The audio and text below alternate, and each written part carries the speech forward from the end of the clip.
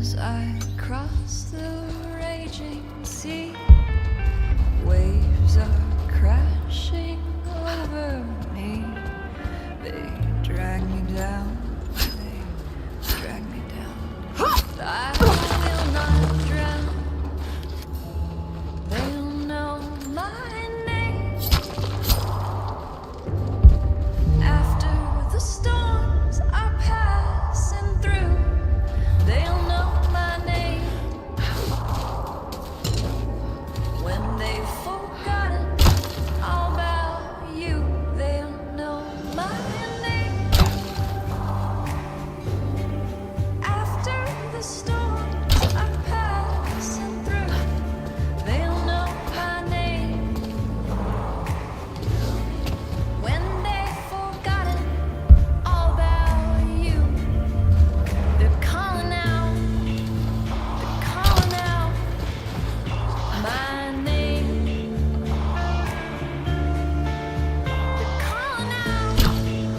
They're calling out my name. And I shall rise, oh will I shall rise, again and again.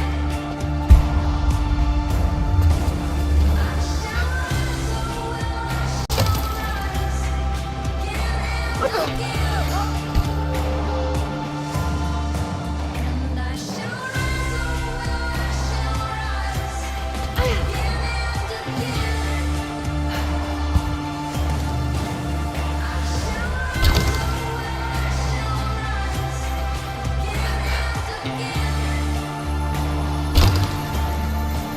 I shall rise, oh will I shall rise, again and again. I shall rise, oh will I shall rise, again and again.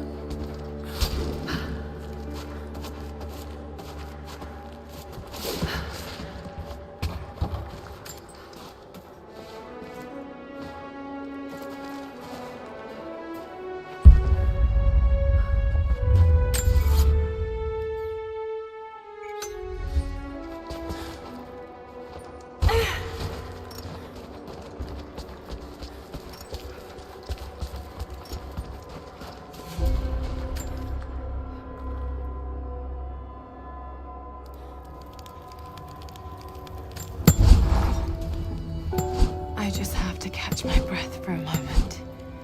This place, Kitesh, Jacob, the Deathless Ones. I've been running so fast for so long, I haven't stopped to acknowledge the simple fact that all of this is real. A part of me can't believe it. But I know Jacob was telling the truth. Whatever made him is here, and I'm going to find it before Trinity. I only wish Dad was alive to share in this discovery.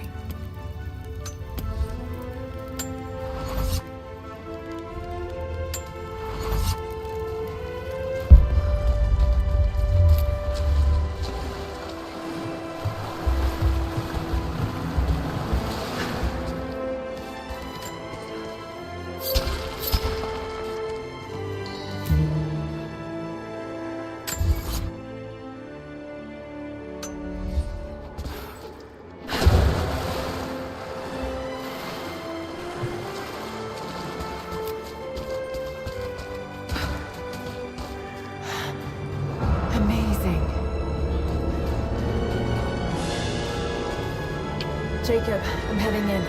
What will I find down here? My people haven't been down there since we sealed it off, centuries ago. But it should be safe, at least until you make it past the orrery. Was it part of the observatory? It was built by my astronomers, before the Deathless buried the old city. You'll need to use it to open the entrance to Kitesh.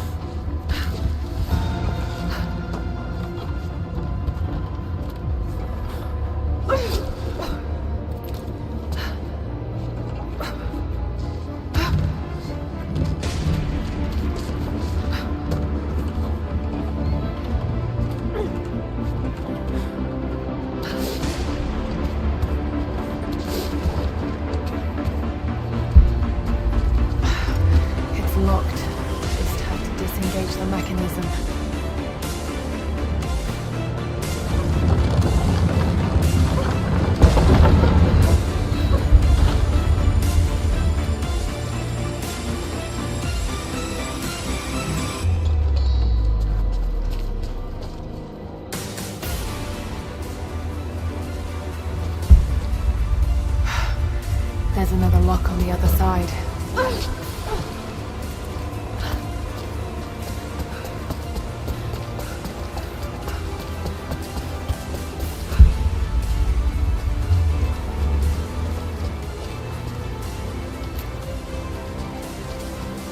Mongols destroyed everything, and the city sank beneath the ice.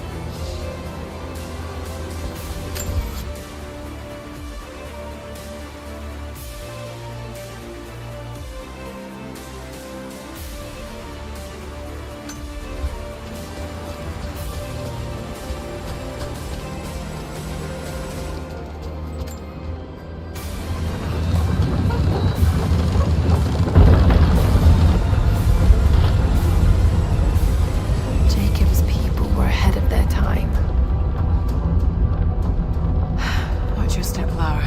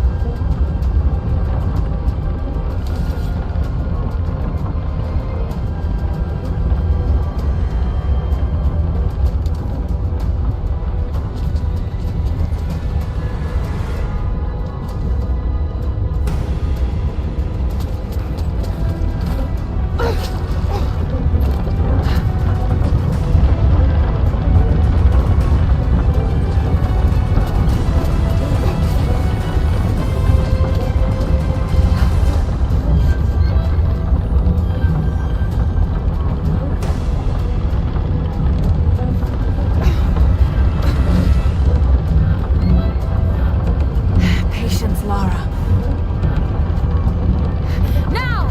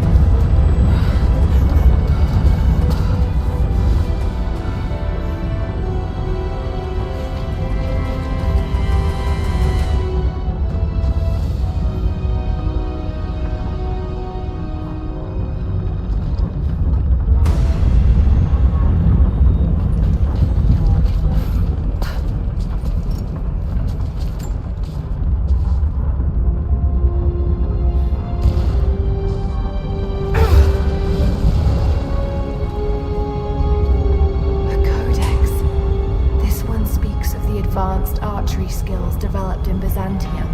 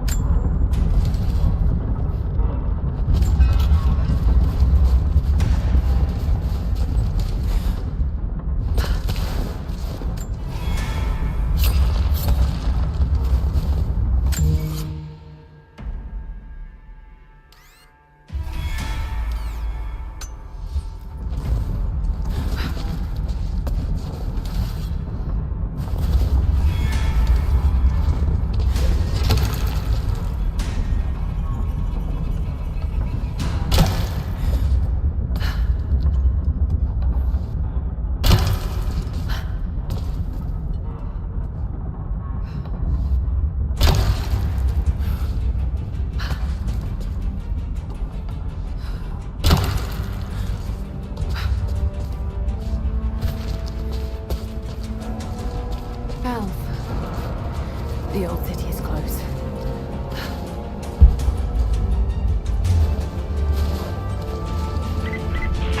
Lara, we're on the mountain above the glacier. Can you see Trinity? Yes, they're beginning their operation.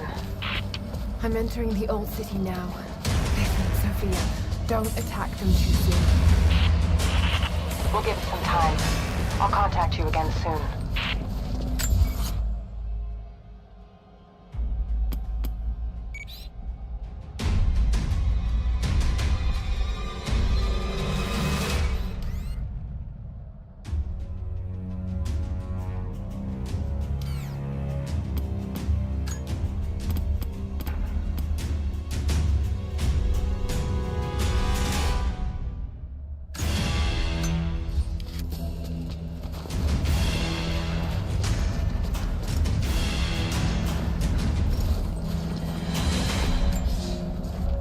I thought I had died.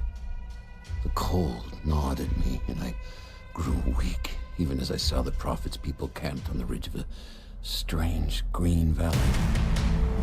One foot after the other, sword in hand, I trudged on. I meant to charge, battle cry on my chapped lips, when consciousness fled and I collapsed into the arms of heretics. They know who I am.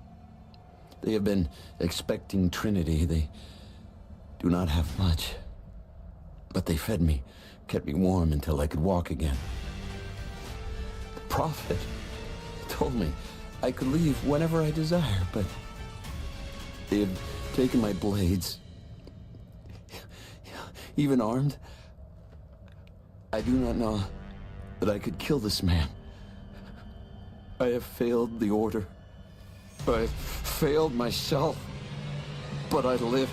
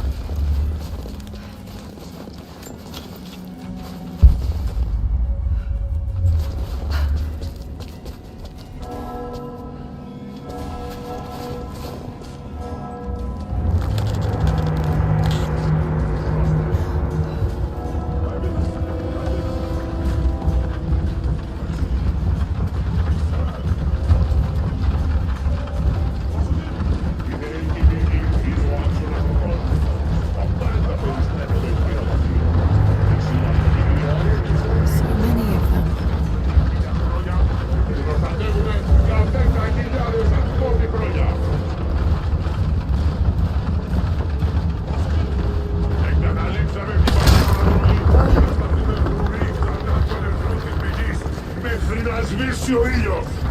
Les atrapícame ese hombre! I leave these notes for whoever should follow in my footsteps. My wounds are worse than I believed. They will not heal. Tonight I will make one last attempt to escape this frozen tomb, but I doubt I have the strength. A divine source is here, at the peak of the tallest tower, but it is beyond my reach. With the source at his disposal, the Prophet's deathless ones are unstoppable. An army of wraiths and devils that can never die. A mockery of all God's creation. They are no longer human, and they will break any army that stands in their way. With every death and rebirth, they learn. They adapt. Should Trinity someday find a way to seize it for ourselves, I fear that we will do no better. Perhaps it would be best if it were to remain lost forever. Η αγυρίζεται των δημιουργός! Θα βαδίσουμε και θα καλοτροπώσουμε τους εχθρούς μας!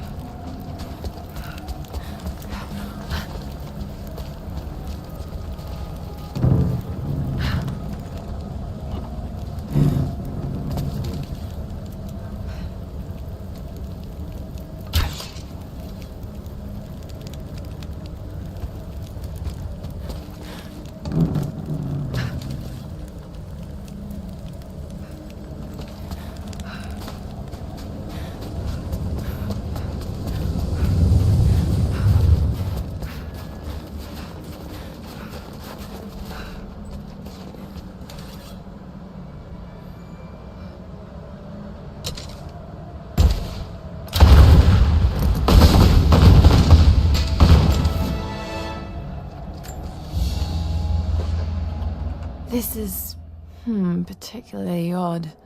Has elements of Scythian design, but it looks like a...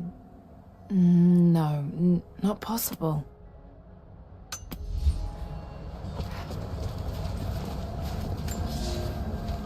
General, we observed something strange in the night. We are camped above the city of Kitezh as the city prepares for invasion. They still believe the attack will come from on high. They will not expect your charge from the paths on the far side of the valley. But I must tell you, on the tower at the heart of the city, something unnatural awaits us. We watched hundreds of armored soldiers ascend its heights, and then a light cracked the sky. There was a sound that froze my blood, a roaring like an army of hungry ghosts. Then the men descended again. I do not know what they keep atop that tower. We thought it a treasure, but it appears to be something else entirely.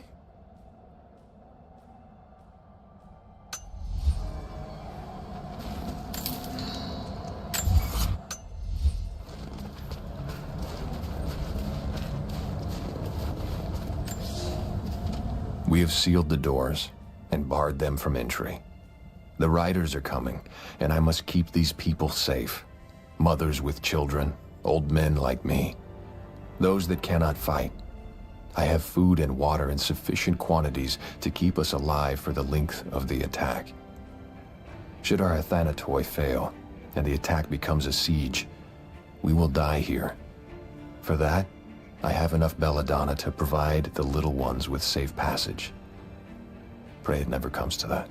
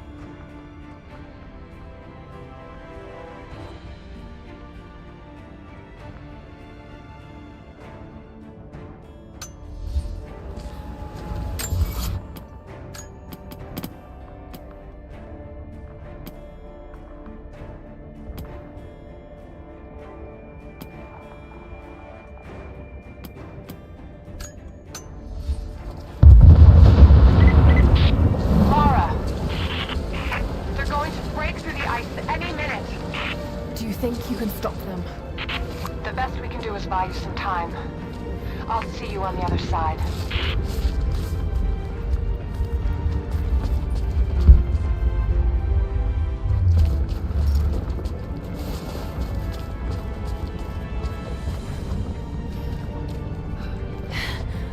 The Chamber of Souls. The Divine Source has to be there.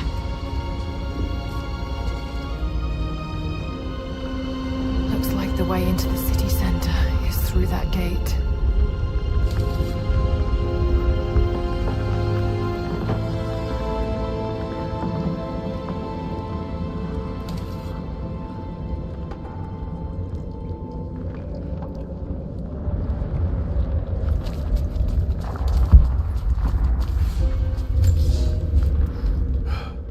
I have failed. There will be no pardon for my sins. I have drenched my hands in blood in pursuit of the Prophet, and now there is nothing left. As the attack became a siege, the Prophet's people did the unthinkable. They turned their weapons against the glaciers and buried their own city. Mongol and the Prophet's people alike were crushed in the ice. The Khan and his warrior horde are dead. The people of Kitezh are broken and scattered. I alone survive in the frozen heart of the city, and my only companions are the deathless army of the Prophet, their eyes aflame with unholy light. Even now, they hunt the ruins for survivors.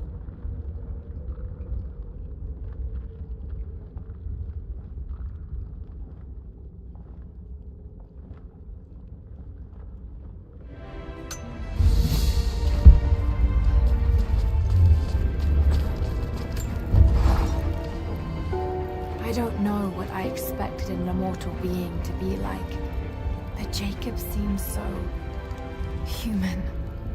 The things he must have seen over the years, all that experience and knowledge, it's difficult to fathom.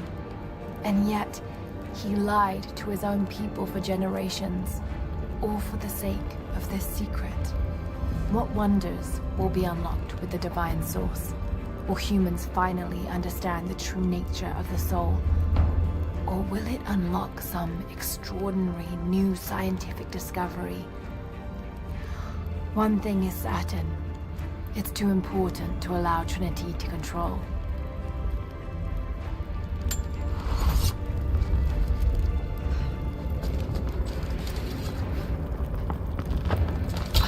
Damn, wood must be soaked through. Going to need something a lot hotter.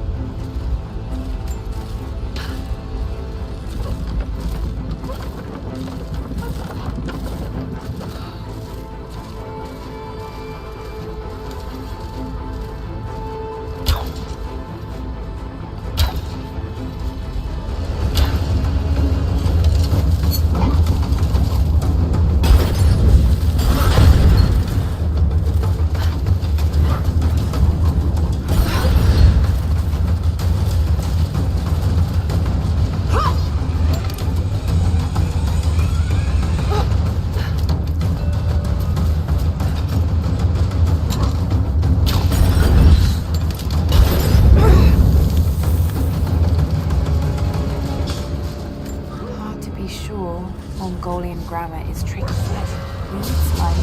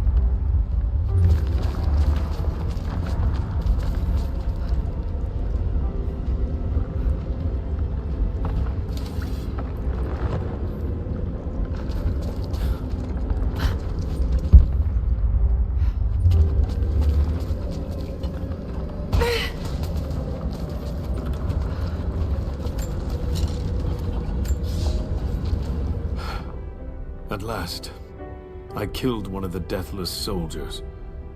I tracked him through the day until he was alone. He seemed to sense me before I struck, as if he knew the sound of my bowstring. He was strong, but I am clever and I have faith. My arrows pierced his flesh, but he fought on until I placed a shot between his eyes. Even then, he managed to wound me before I caved in his skull. His body caught fire and fell into ash before my eyes. It has been hours since he died, but his ashes still smolder, hissing and popping in the darkness. I do not believe this is his end. The Source has a great and terrible sway over those it touches. I must know what happens next.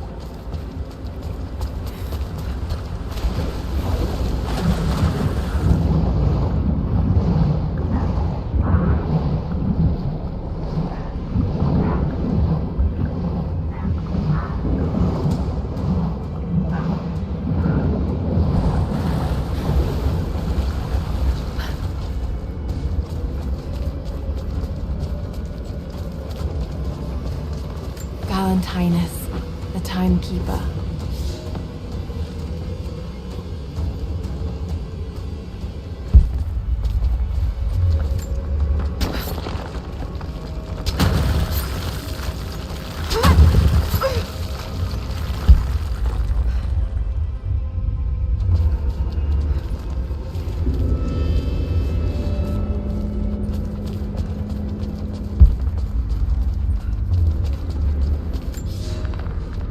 After the city was built, the first generation of followers stared out upon it.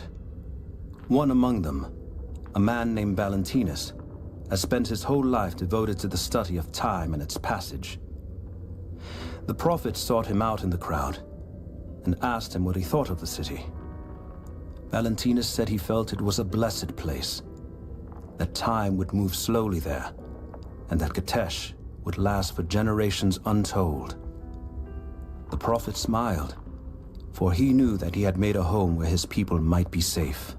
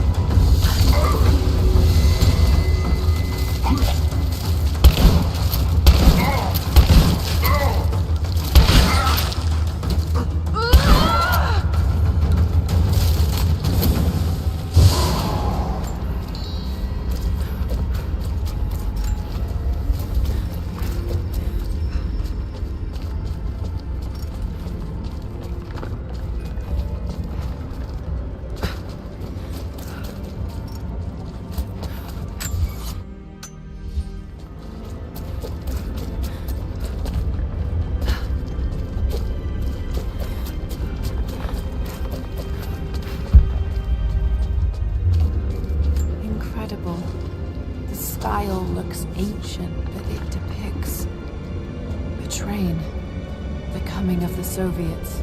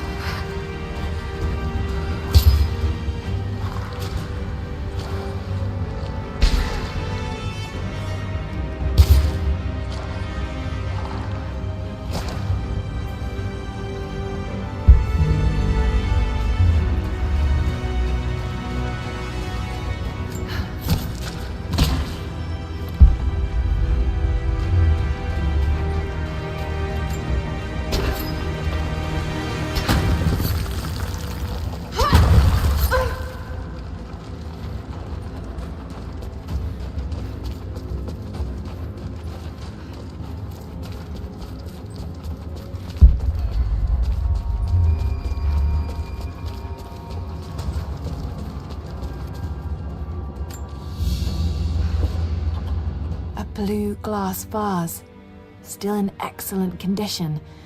Not many of these survived, for obvious reasons.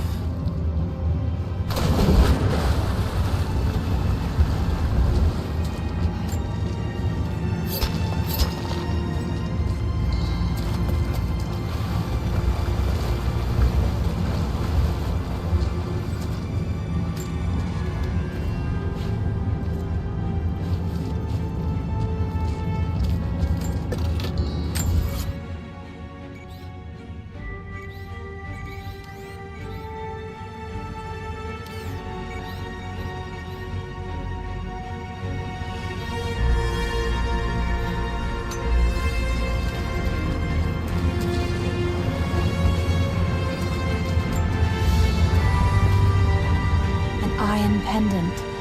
Soldiers in the Empire would sometimes tie them to their belts.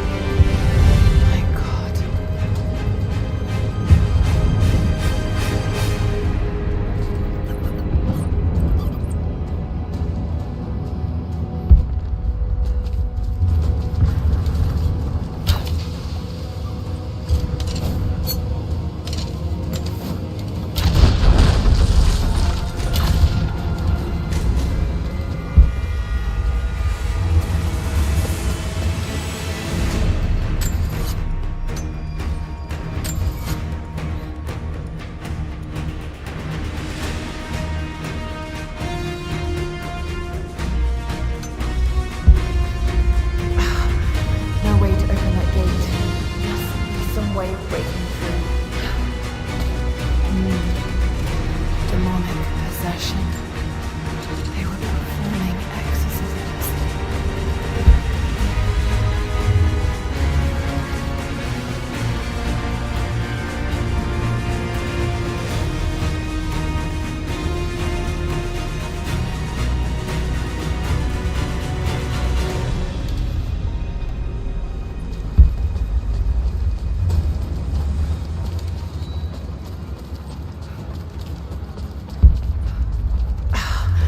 No way to open that gate. Must be some way of breaking through.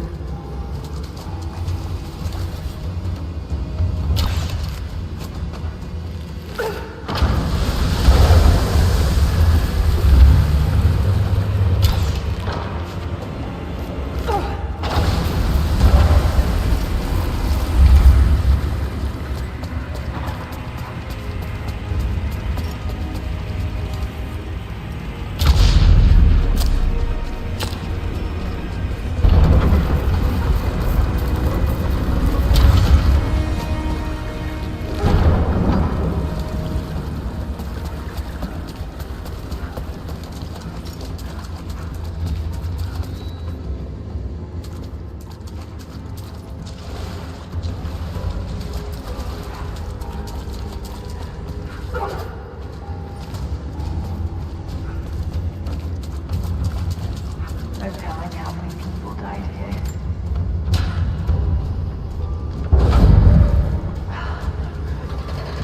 Maybe holding it down.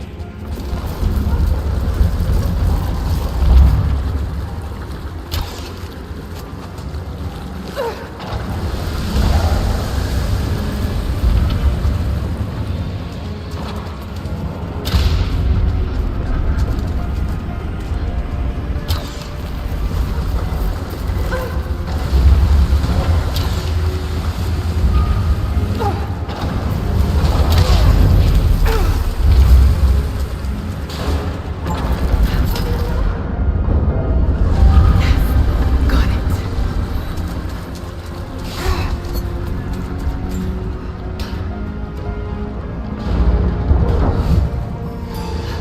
All right, that should be high enough.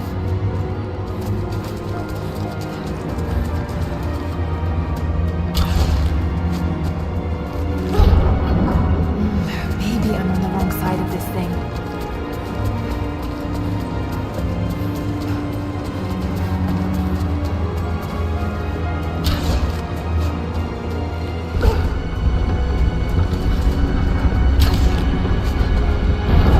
Looks about right.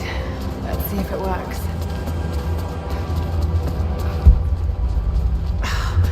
No way to open that gate. Must be some way of breaking through. My mind is clear today. It was not so yesterday, and it will not be again. They say the devil is inside me. They say I am possessed.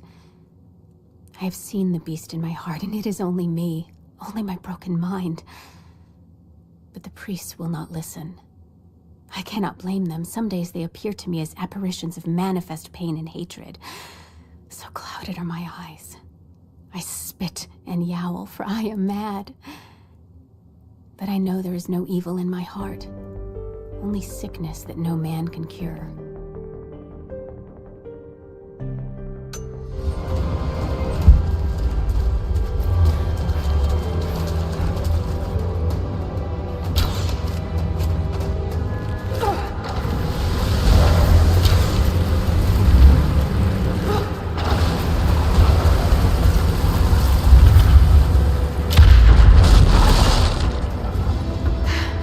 It worked.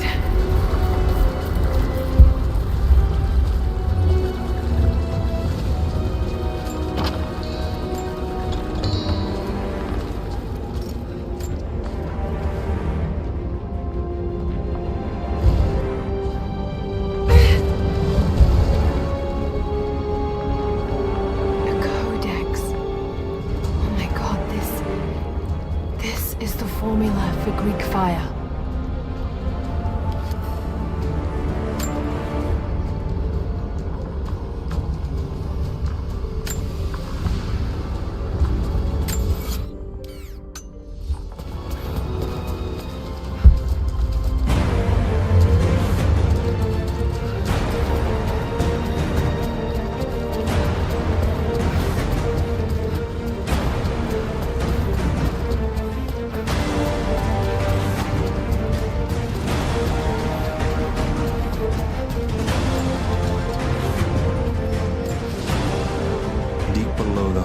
Of our city, we have found the source of the corruption. One of Hell's winding tunnels snakes up and vomits forth a miasma of evil. There is no pattern to the demon's depredations, but his mark is plain. Men driven to wicked words and acts, as God's grace is driven from them. We take them here to the mouth of Hell itself to drive out the demons. We do not always succeed. Often the poor wretches are too far gone and they die when we drive the beasts out of them. It is heartbreaking to lose good people, but we must stand against the devil in all his forms.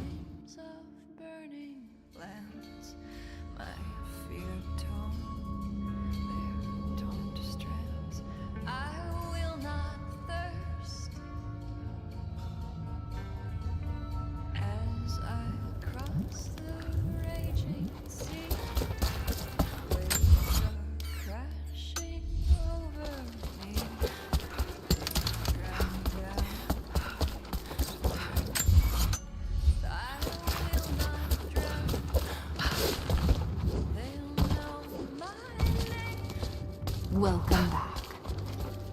You were right. There are valuable secrets inside those tombs. Incredible. There's so much we've lost. But we will find it again. Here. It's a small price for this wisdom. I'm sure I can find some use for them.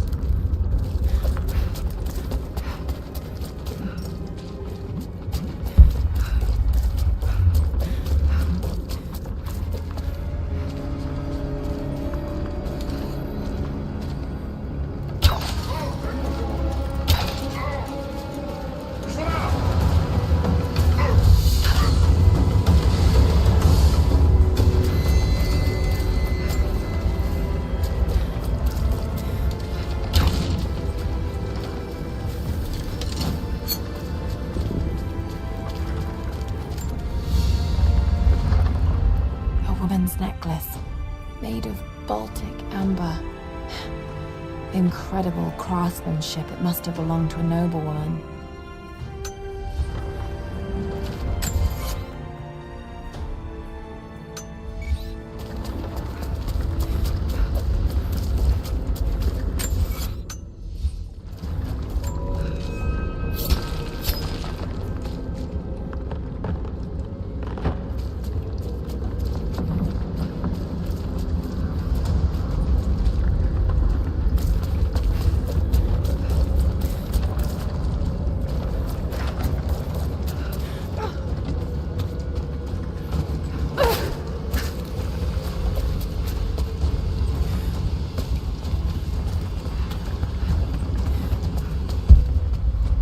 They tended to the sick here. The survivors must have suffered.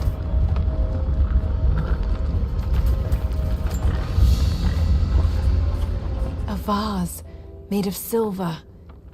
It's seen a lot of use and travel, but it has a rough portrait of the Prophet. They must have begun trading with the outside.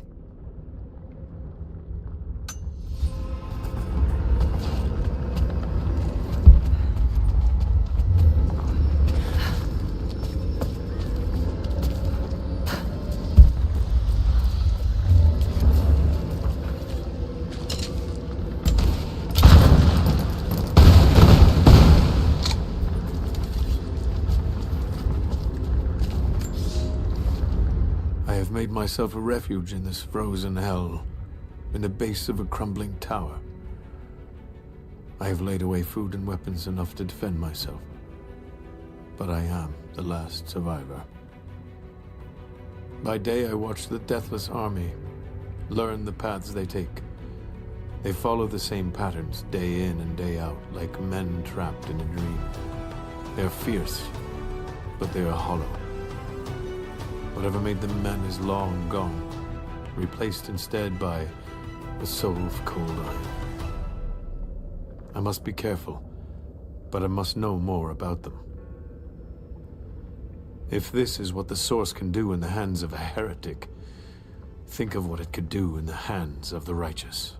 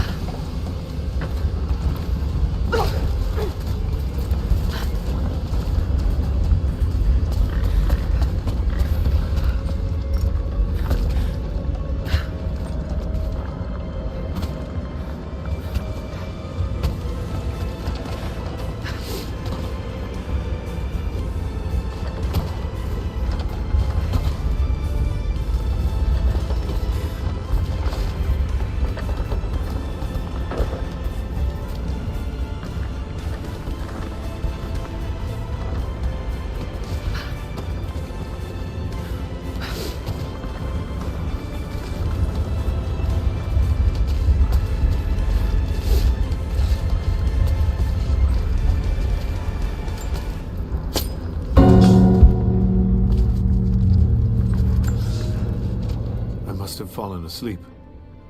It is hard to tell time beneath the ice. The Deathless Ones had been busy. Where a pile of ashes smoldered the night before, a corpse now lay, skin as milky white as a dead fish.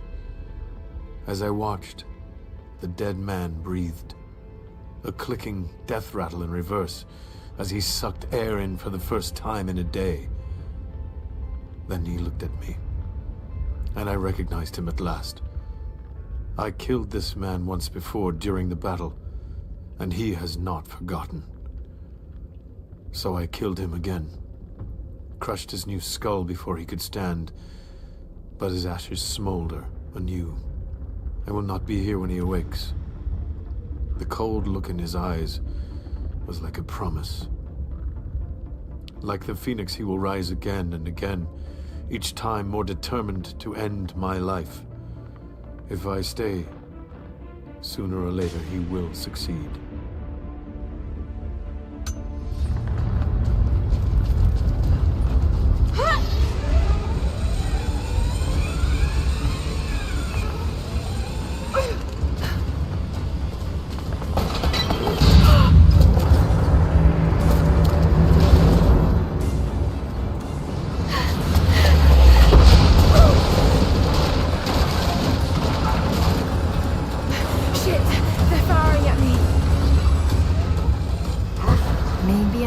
use them to break through that gate.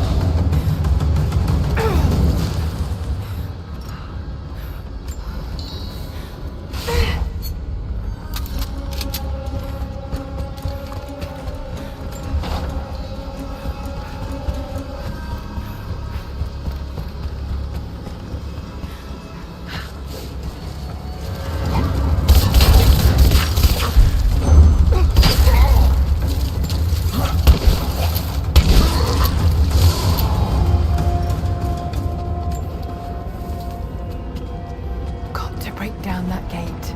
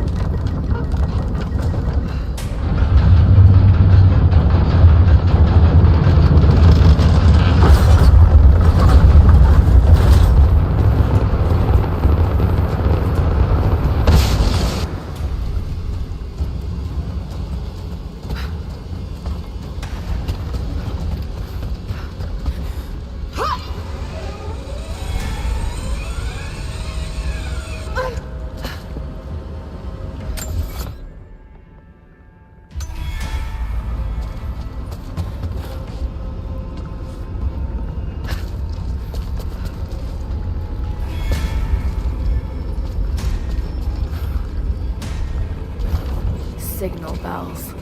I should take these out.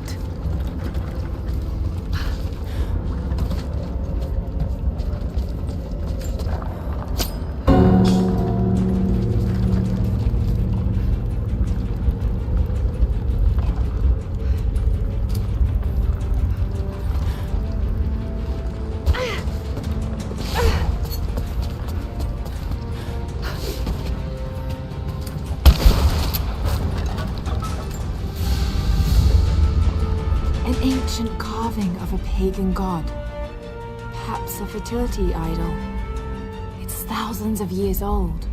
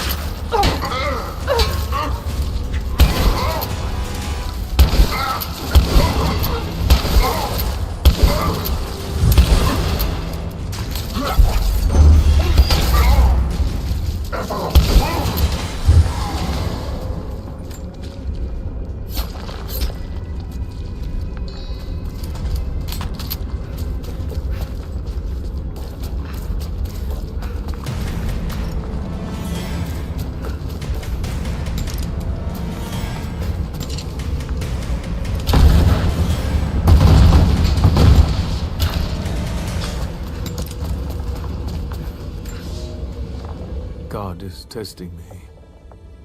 I've scavenged weapons and tools enough to survive. The Khan once demanded I learn to draw a bow and fight like one of his soldiers, and I am grateful for that. He gave me his own arrows, made for punching holes in armor. The ice around me provides all I need to drink, but it runs red with blood. The Prophet's army now patrols a dead city. These are not the soldiers who first met us at the city gates. They've been changed somehow. Among them, I can see a man that I myself killed in the battle.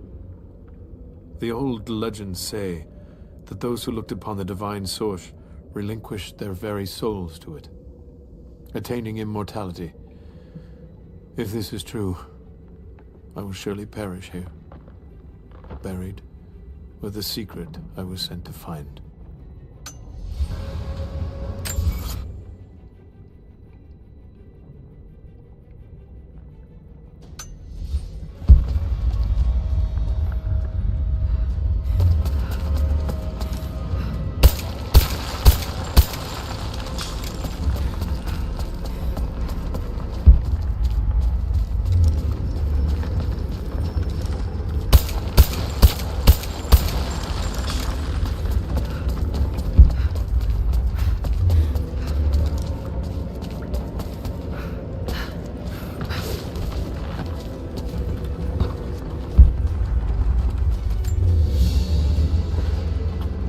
These are spurs from Mongol horsemen. They're far more decorative and lavish than I'd expect. But they're still well used. Whoever owned them was wealthy, but they rode with the army. They're stables. Nothing but bones, picked clean.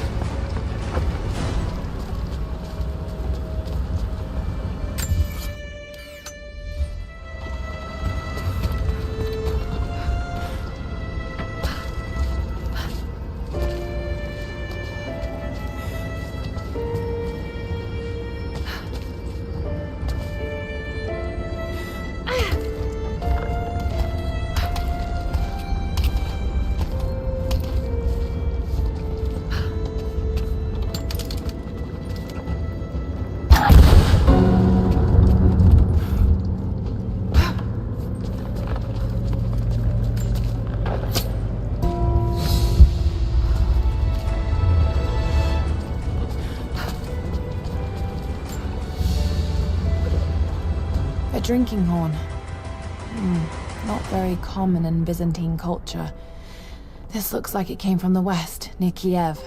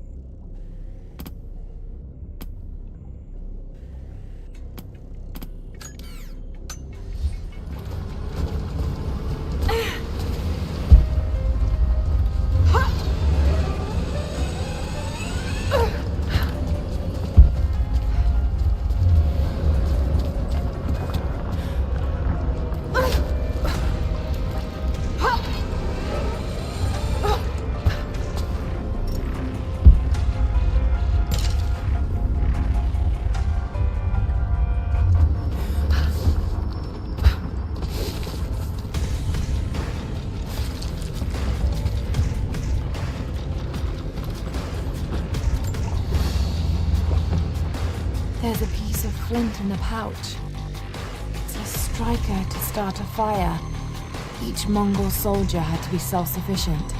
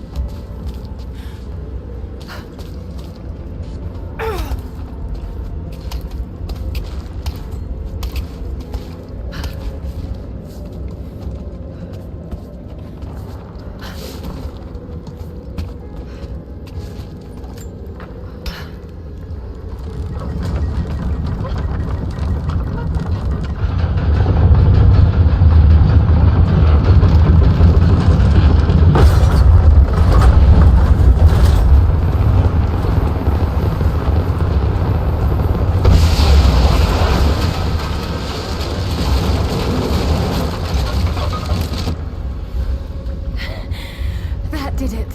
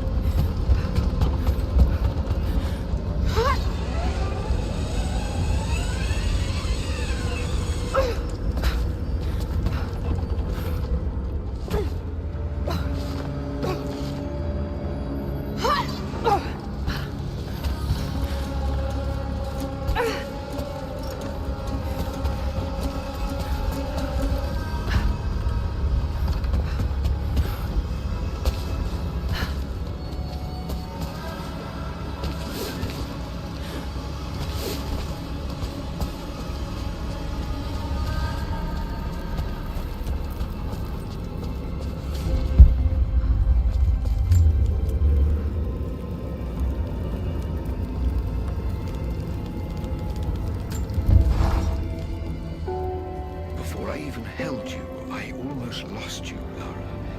Yet you fought back, determined to live, breathe, ball your tiny fists and scream the hospital down.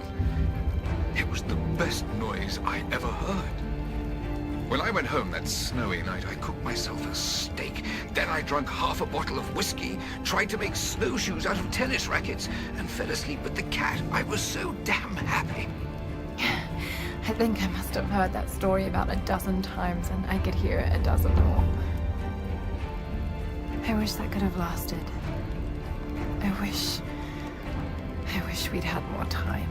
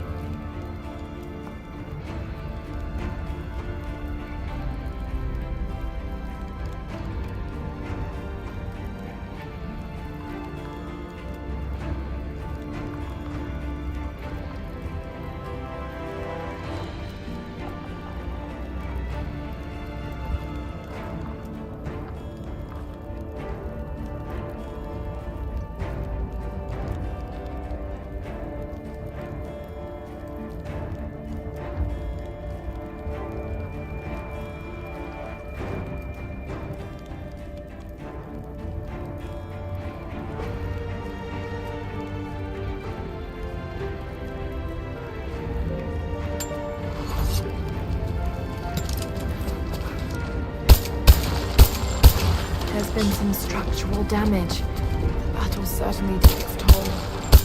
Most of the city is still standing.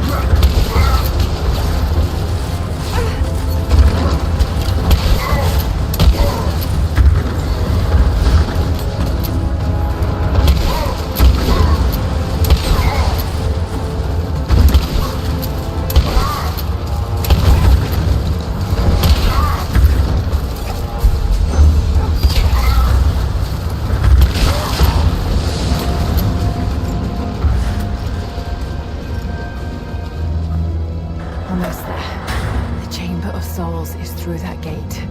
Just need to find another trebuchet.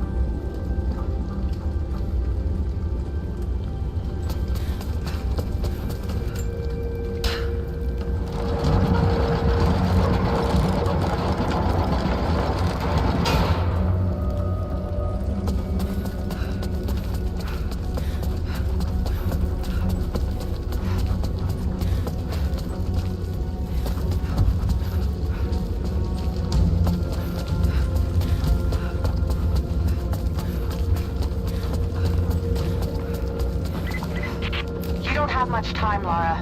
You must reach the source before them. There's nothing more you can do. Get somewhere safe.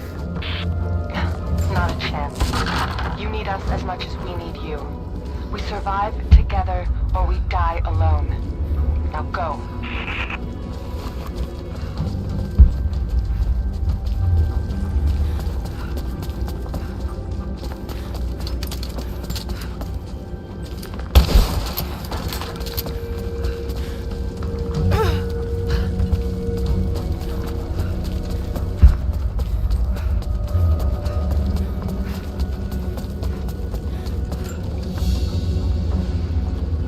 Carved wooden relief of what looks like the Prophet of Kitezh.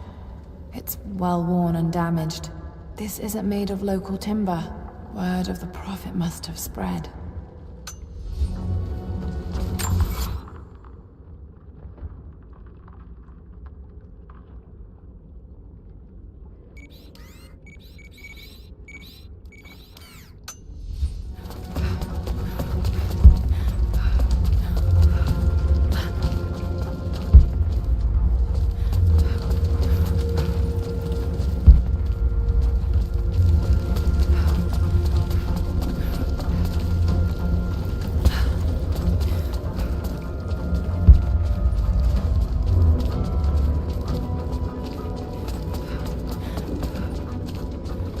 This mural commemorates the dead lost in the battle, and those that died after of disease and starvation.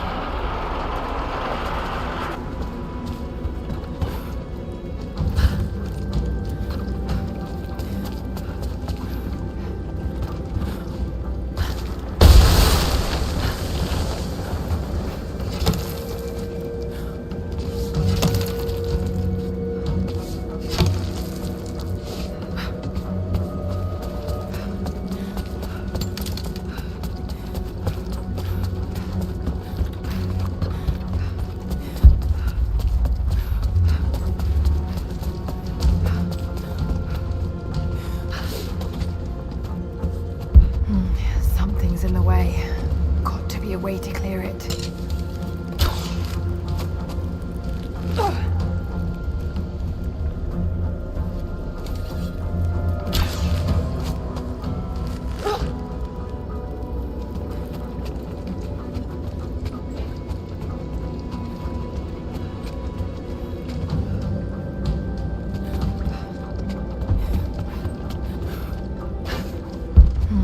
Something's in the way.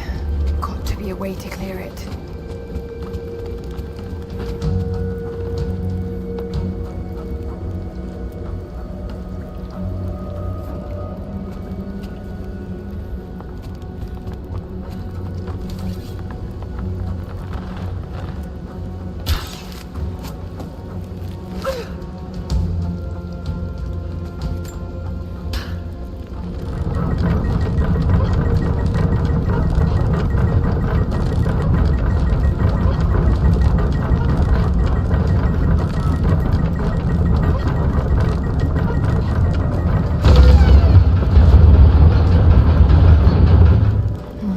Something's in the way.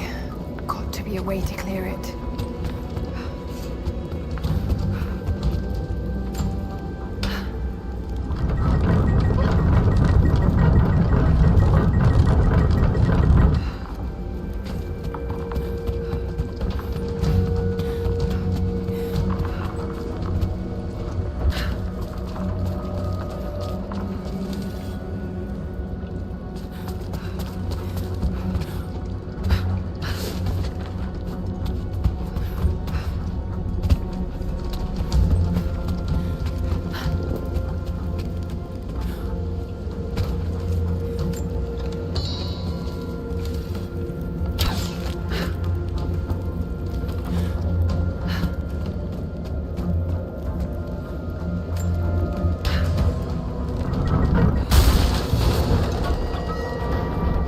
That worked. Now to take out that gate.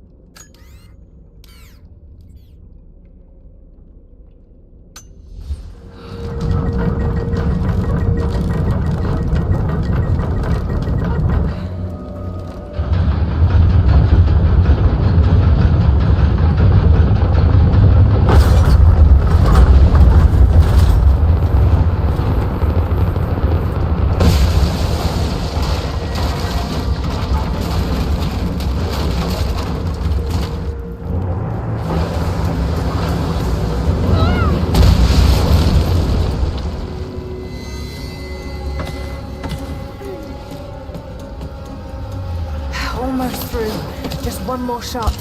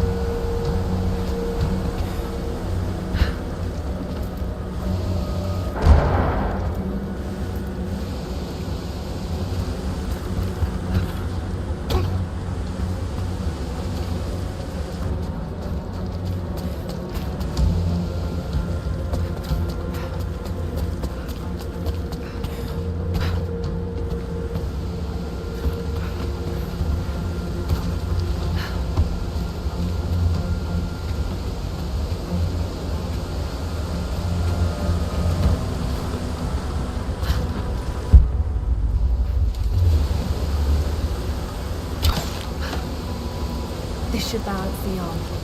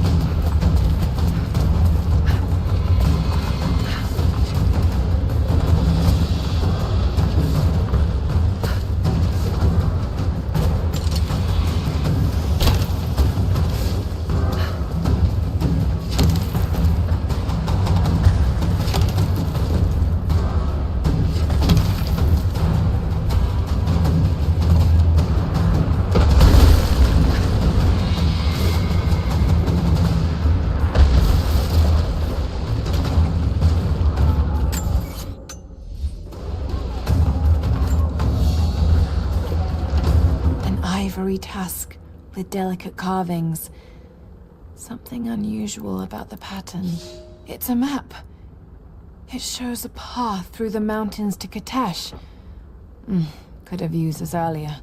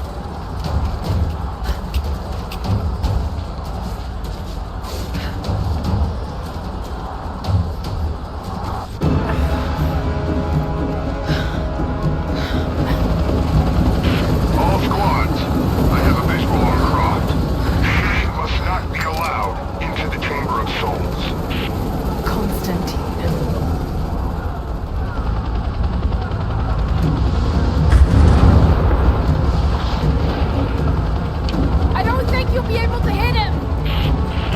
We'll keep trying. We're reloading the trebuchet. Hold on.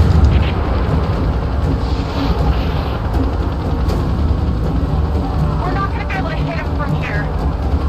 I know. I've got to shoot the fireball in the air. Get ready. Let's try again. Give us time, Lara. We're reloading. It's ready. On your signal. I'm ready.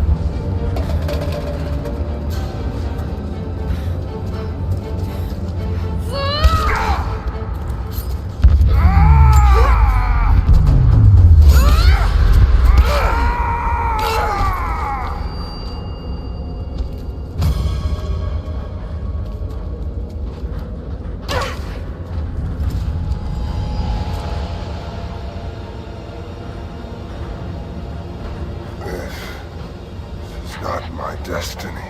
I was meant for greatness. This was never your destiny. Your sister let you believe that.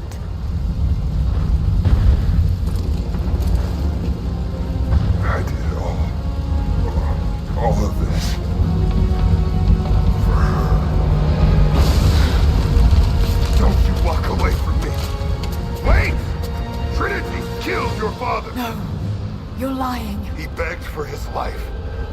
And when that failed, he begged for yours. You're wrong! Shut up! Just shut up! He was a pathetic man. I pitied him. I like to think his last thoughts were of you, Lara. Of how he drove you away. How he had failed you. He would have held you back. You should be thanking me. It's in your blood, Lara. Coward. Just like your mom. You're not worth it. You don't have it in you to...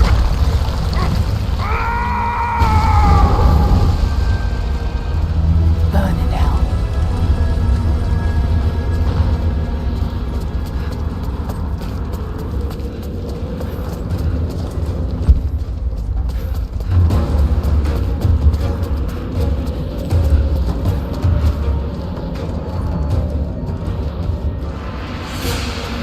Anna!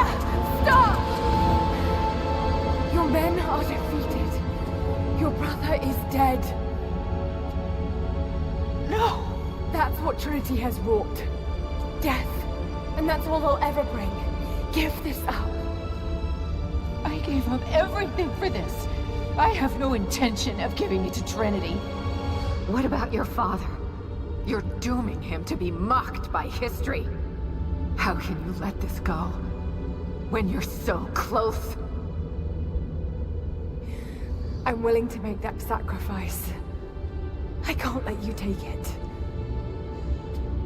Think of the millions suffering and dying. We can save them. We can change the world. Together. The cost is too high, Anna. We aren't meant to live forever. Death is a part of life. That's easy for you to say. You're not the one who's dying. But this isn't about you. This is about humanity, about protecting what it means to be human. They're coming! We're surrounded! Jacob, look out!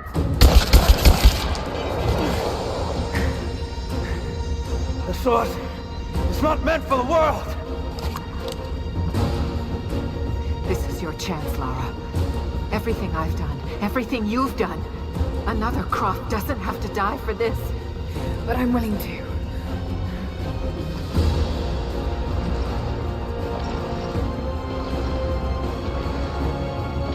Well, I'm not.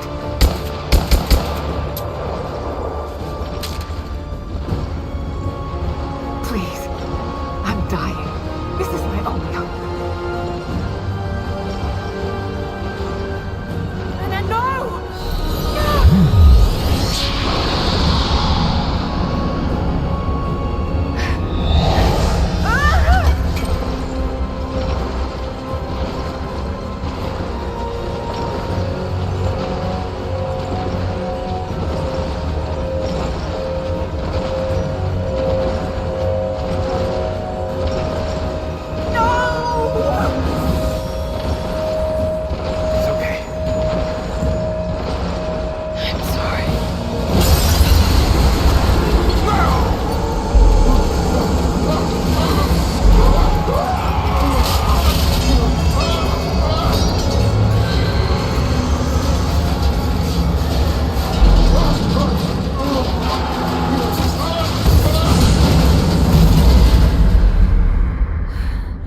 Jacob, hold on.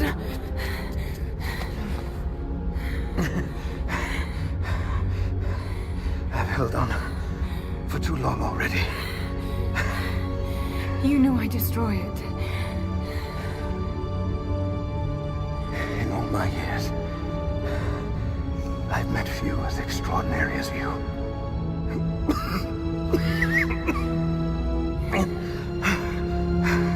It's finally happening. My ending. I'm sorry. All I wanted was to make a difference. You already have. You already have.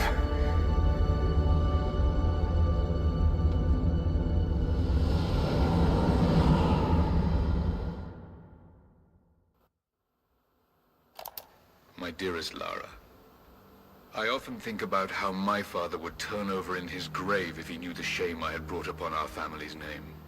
Croft, what does it even mean? I just hope you can make your own mark on this world someday. Remember that the extraordinary is in what we do, not who we are.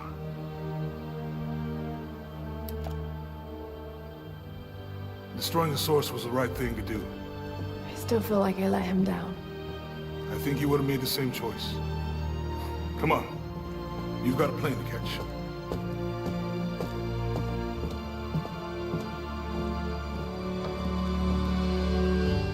I listened to his last tape 1,000 times, but it's as if I was hearing my father's words only now, for the first time. It doesn't matter what choices he would have made. I have to make my own. The myth of Kitezh was real. There are secrets out there that can change the world. I need to find them. Not for my father, not for anyone else. Trinity is still out there, and they're more powerful than I ever imagined. I can stop them. I can make a difference. I can make the right difference.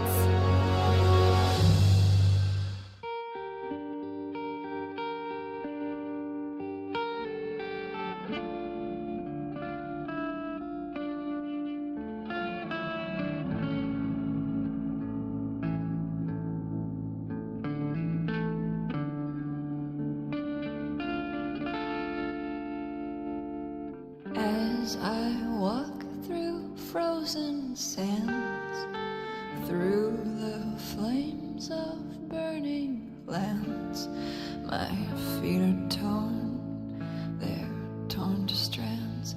I will not thirst. As I cross the raging sea, waves are crashing over me. They drag me down, they drag me down. But I will not drown. They'll know my name. After the storms are passing through, they'll know my name. When they've forgotten all about you, they'll know my name. After the storms are passing through, they'll know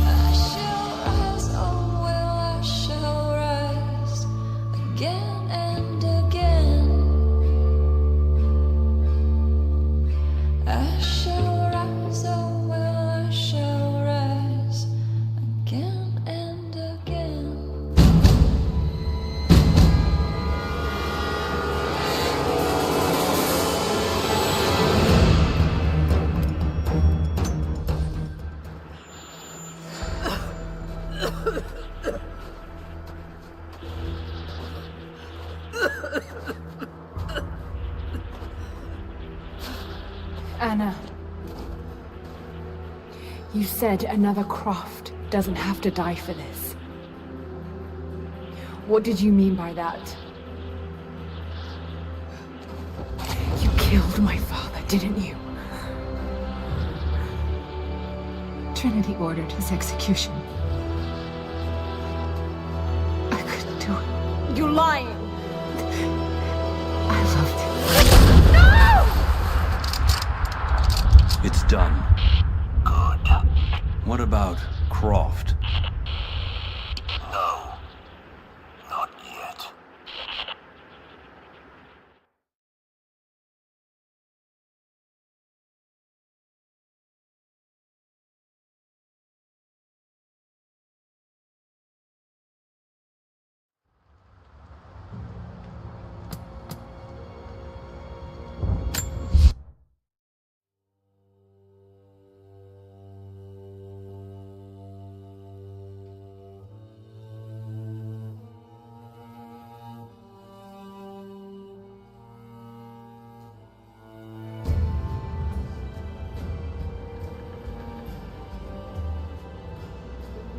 I know it's a lot to take in. I wish I could have been with him in the end. Knowing your people would be safe gave him comfort. He went peacefully.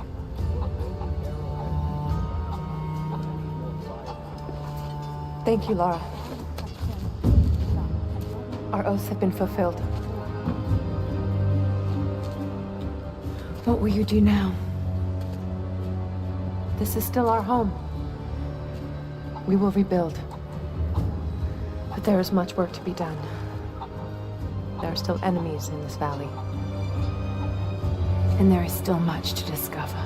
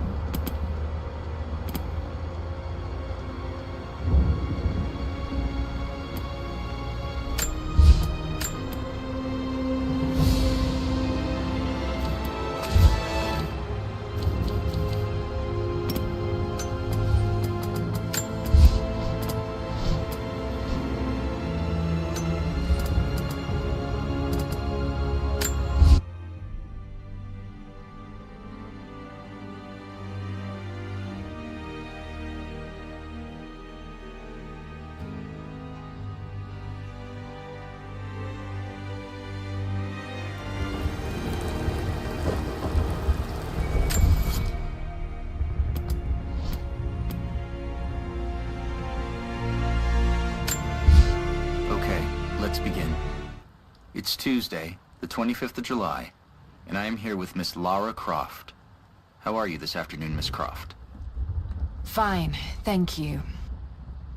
Miss Croft, there's a bit of a joke about the word fine in psychiatry, that it often stands for feelings inside not expressed. I thought jokes were supposed to be funny. It's possible I oversold its value as a joke. However, if we're going to get anything out of our time together, you need to be honest. Now, can you honestly tell me that you feel fine? No, not for a while. Laura is almost completely closed off. But it's clear that she's in pain. Trinity will undoubtedly want me to use this against her.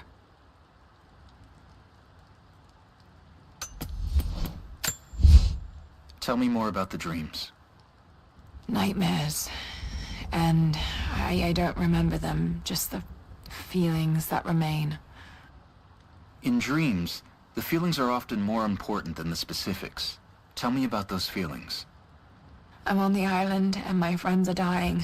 There's nothing I can do and it's all my fault. Lara, from what you've told me, your friends survived the island because of you. Only a few of them. None of them would have survived if you hadn't been there. It's not your fault. None of them Have you reached out to the other survivors since your return? Have you been in touch with your friend Sam? You know I haven't. Even if her doctors let me, she doesn't want to see me. You were very close to her before the island. Don't do this. That must be very difficult, to be separated from the people you need the most. When a trauma is shared, the healing process can be accelerated by talking to the people you shared it with. Can we not do the whole patronizing sympathy thing? You know it hurts. I've told you it does. But it's what Sam wants. I have to accept that. I can listen to what you have to say. But you have to open up to someone, Lara. You're not alone, no matter how much you think you are. Perhaps we're pushing her too hard. I'll reach out to her and test the waters. If she's ready to open up to someone, it needs to be me. Tell me more about the dreams. Nightmares. And I don't remember them, just the feelings that remain. In dreams, the feelings are often more important than the specifics. Tell me about those feelings. I'm on the island and my friends are dying. There's nothing I... So, Lara, I want to talk about your father. I understand you've been asking about his research at the university. I just had some questions. There's so much in my head, but I don't have the connections. My father was researching something very similar to what I experienced on the island.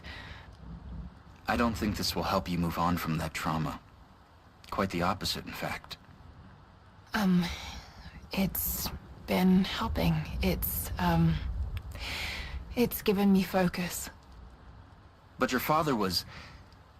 how to best put this? Unhinged. Insane. Well, that's what people are saying about me now. Precisely my point, Lara. You can't continue to let your emotions get the better of you. This is a good sign. Lara's getting angry, and when she's angry, she takes action. We should push her even more. Direct her anger in the right way. Trinity believes I'm wasting my time, but if there's anyone who can crack her father's research, it's Lara.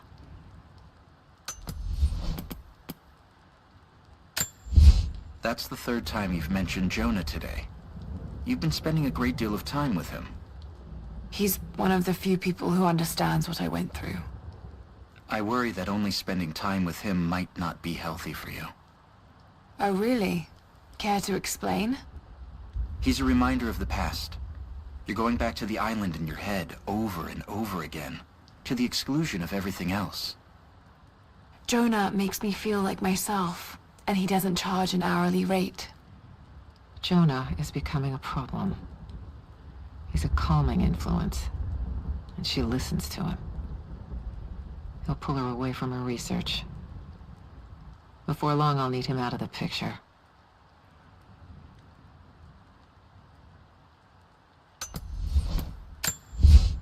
Would you say you have control issues, Lara?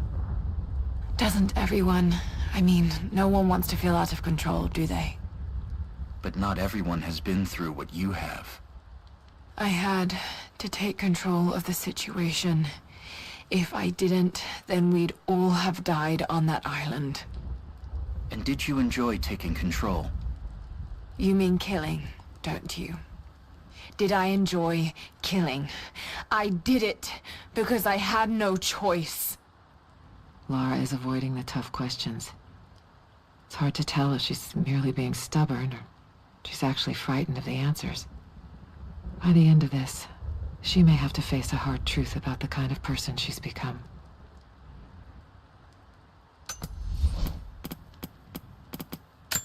We began invasion of the valley not 24 hours ago. I expected resistance. As we push deeper into the valley, I feel reassured that we stand now on the very cusp of a new world. The divine source has been located.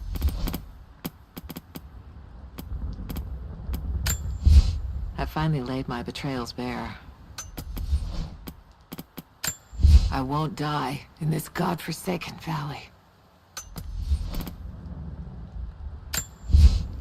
Croft continues to create difficulties for us. She's rallied the Val. Anna has let the mask fall. As we push deeper into the valley, I have sinned in God's name. Croft is operating against us at every turn. Strange being in the field again. I've finally laid my betrayals bare. Lara knows the truth. As we push deeper into the valley, I find myself staring at the ruins and pondering my own mortality. These structures have been here for ages, waiting for this moment. I can feel their anticipation. This...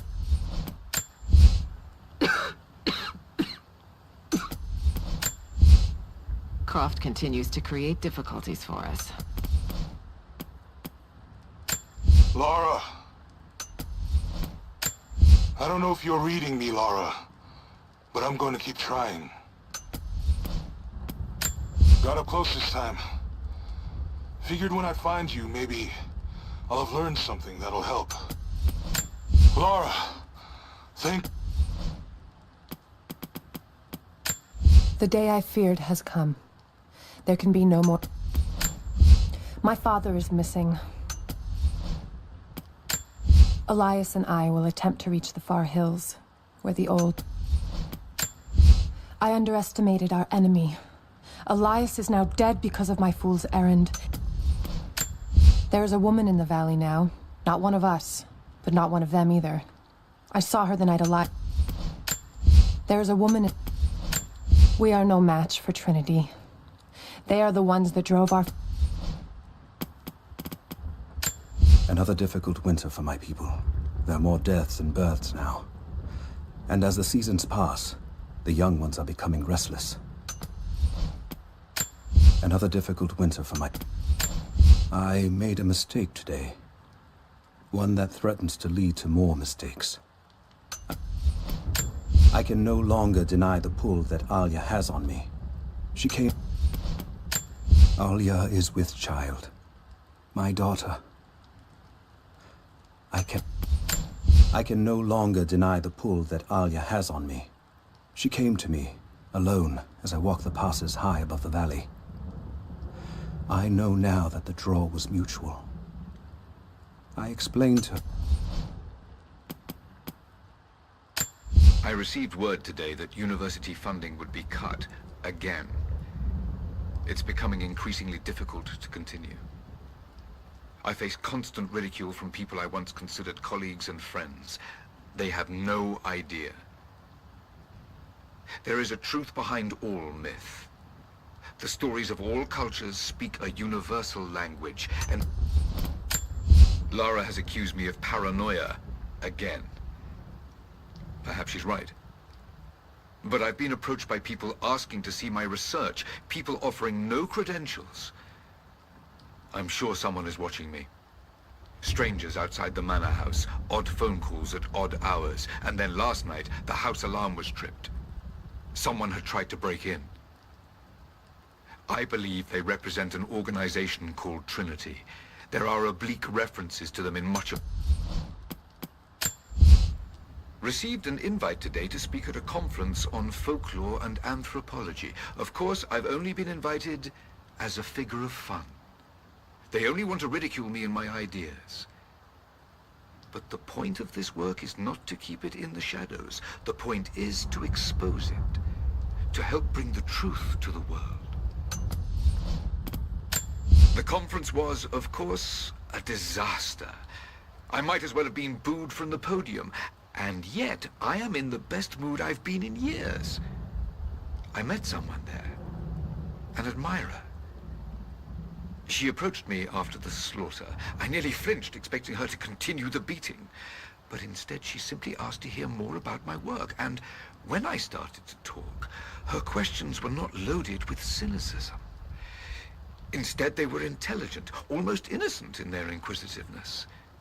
We spoke for hours. Having Anna in my life has put new wind in my sails. She's helped me focus my work, helped organize my research. She's even offered to become my editor. I never thought I'd find such an eager collaborator. Her presence in the manor has revitalized everything. The rooms have life again. I feel I have life again. But I am worried what Lara will think. Her emotions are more guarded than mine. I worry she...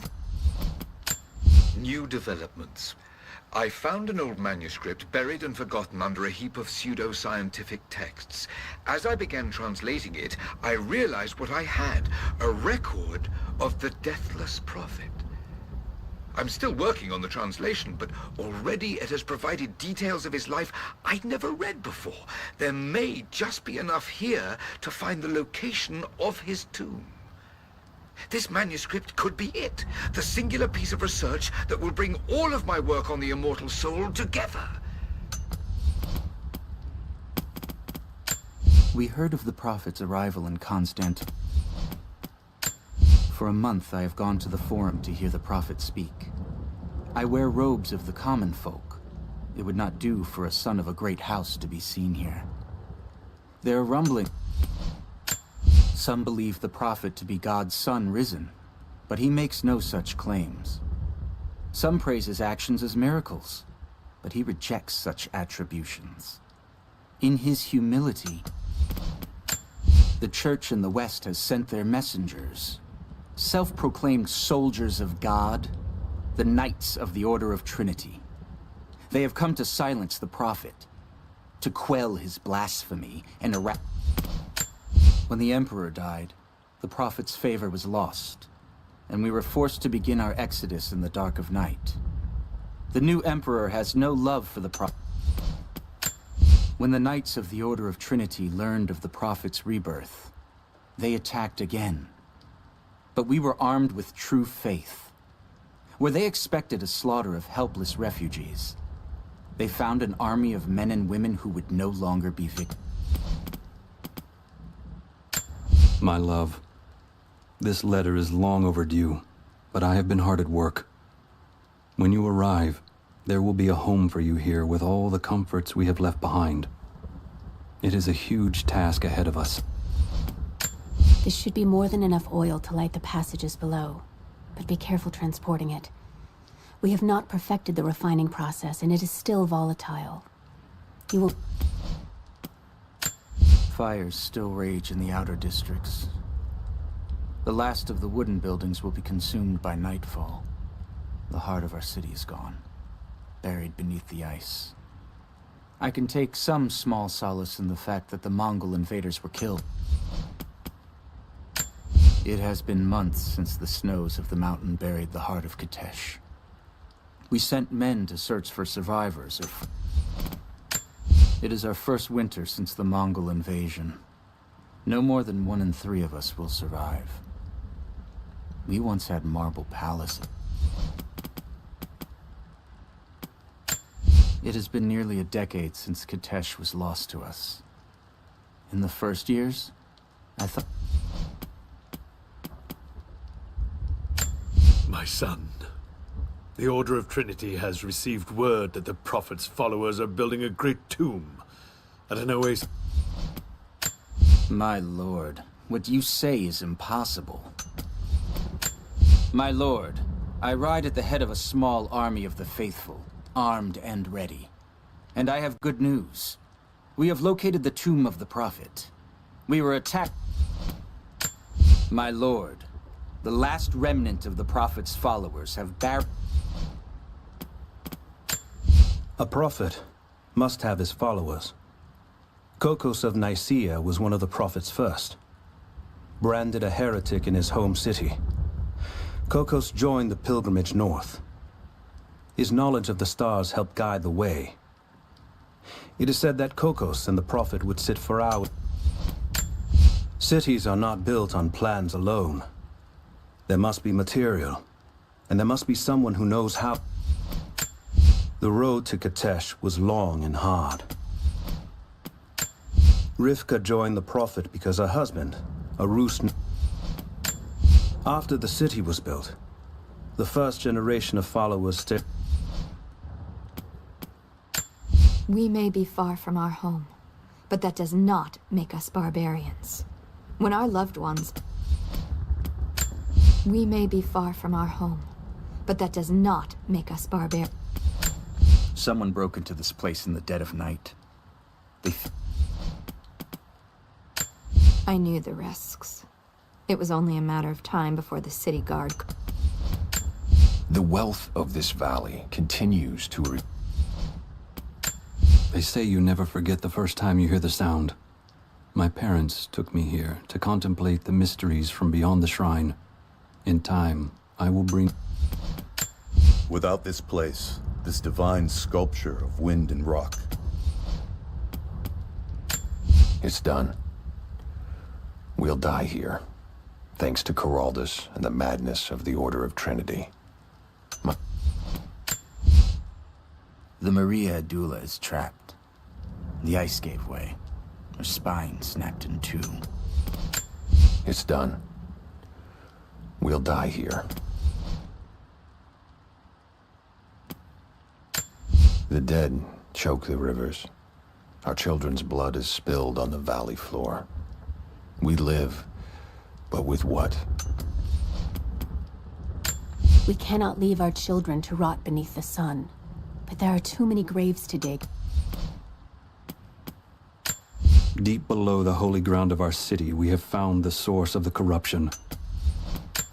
My mind is clear today. I have left my wife in the care of these physicians. The sickness became exactly what we feared as her skin... We are crippled by our isolation. We can no longer wait for our brothers outside the mines to begin their resistance. When the uranium ore was nearly gone, I feared our operation was at an end. For a year I have ridden with an army of Mongols, as envoy from the Order of Trinity. Their Khan is a great warlord, despite his heathen ways. Under my influence, I have helped them topple nations. We have told the people of the Valley City that we will attack at dawn, but we shall advance behind the Karash at moonrise. The captives we kept from the battles in the west will be our shields as... I have never felt such terror. Tonight the armies of the Mongol horde camp at the edge of the valley ready to strike at the heart of Kitezh. We have the alchemist's fire at ready to set the invaders alight. Every man and woman who can wield a weapon will... Trinity has twice before sent great men seeking the Prophet's path, and twice before they have vanished. He carried the divine source out of the Empire, but it was not his to take. General, we observed something strange in the night. We are camped above the city of Kitezh as the city prepares for invasion. They still believe the attack will come from... We have sealed the doors and barred them from entry. The riders are coming, and I must keep these people safe. I have failed. There will be no pardon for my sins. I have drenched my hands in blood in pursuit of the Prophet, and now there is nothing left.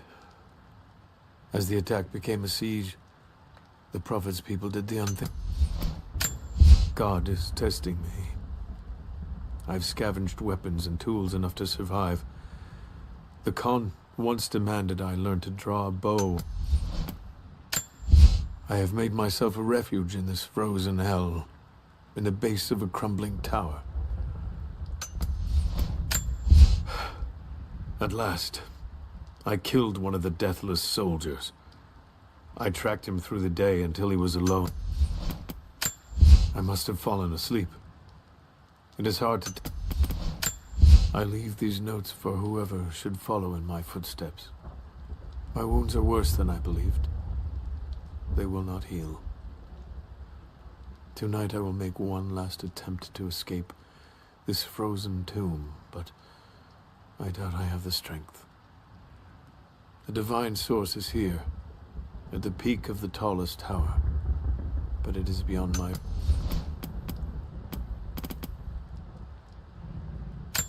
The Red Army is coming.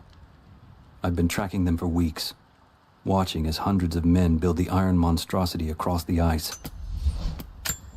I've infiltrated the ranks of the enemy and learned that they come seeking the rich resources of the mountain. They appear to know... We were fools. Careless, arrogant fools.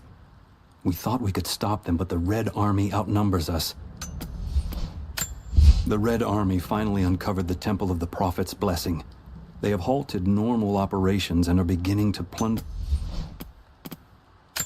Comrades, this report comes to you following an unprecedented discovery in the mountains of Freedom Station.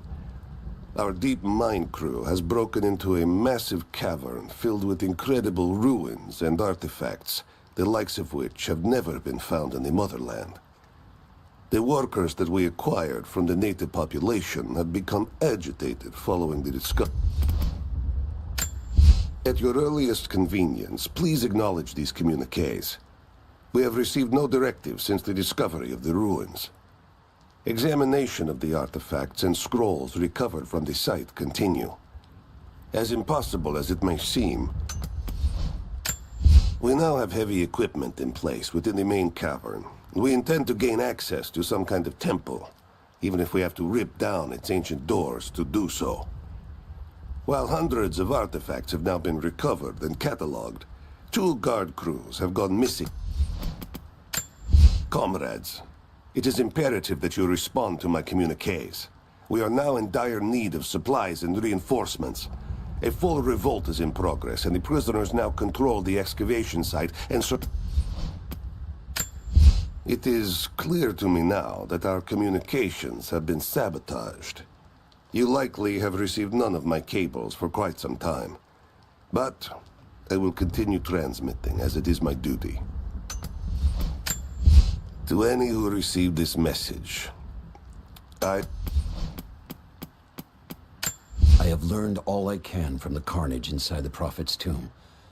My brothers were slain, to the last man, sometime within the last few days.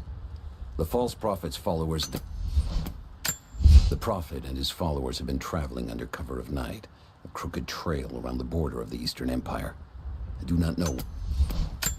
The fugitive Prophet has crossed out of the Empire and now turns north.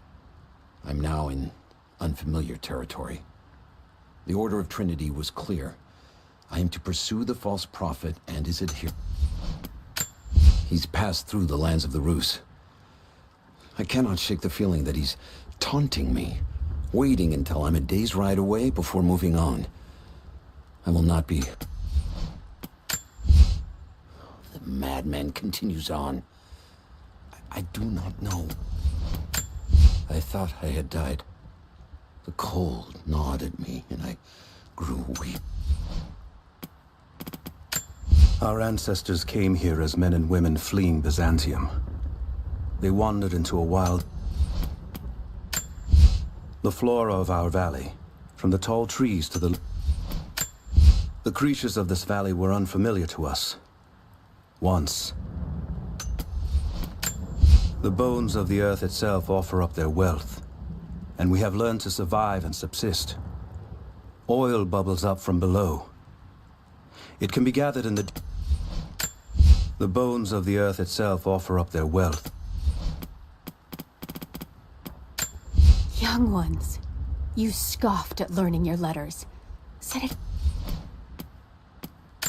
Here is your lesson for today. You're making great strides, young ones. I almost believe some of you might be passable hunters someday. But here is where we begin to separate the wheat from the chaff.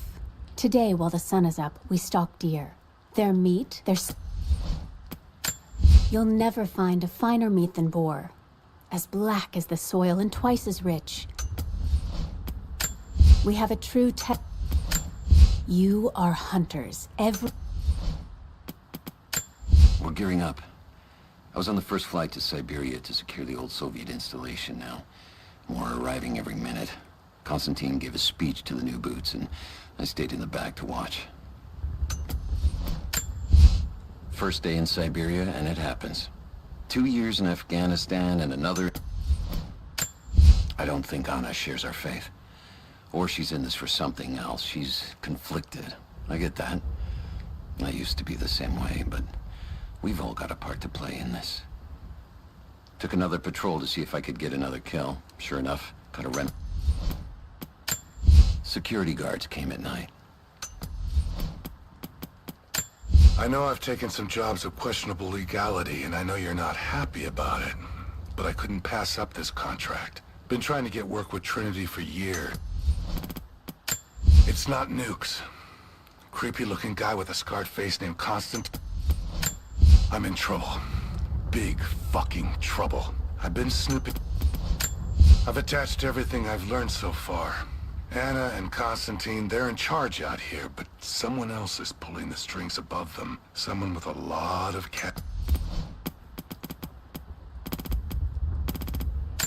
I wish this pain wasn't so familiar. Like looking an old enemy in the eye. It wants to take me down. It wants me to just lie down and die.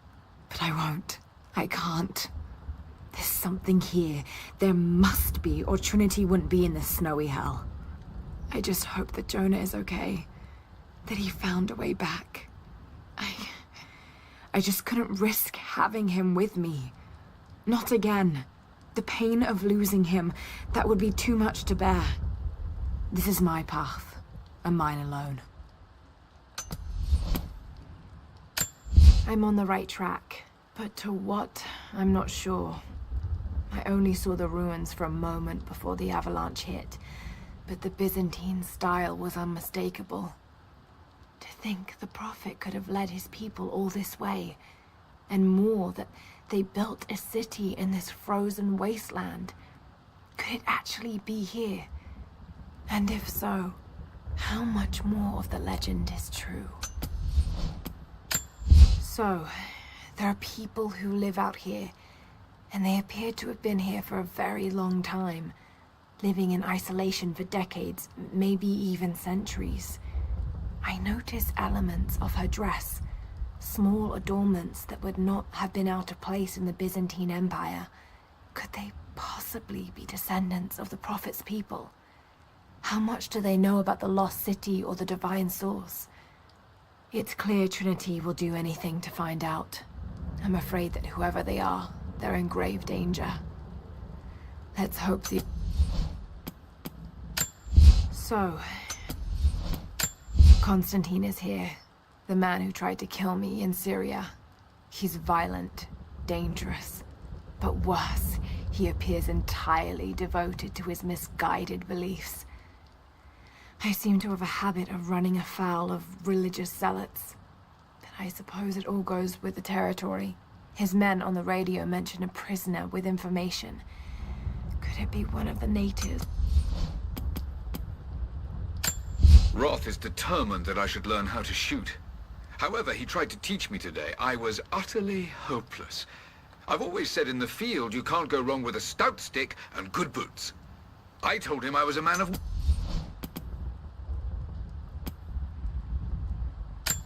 Roth is to... I hope you received my last tape in good time.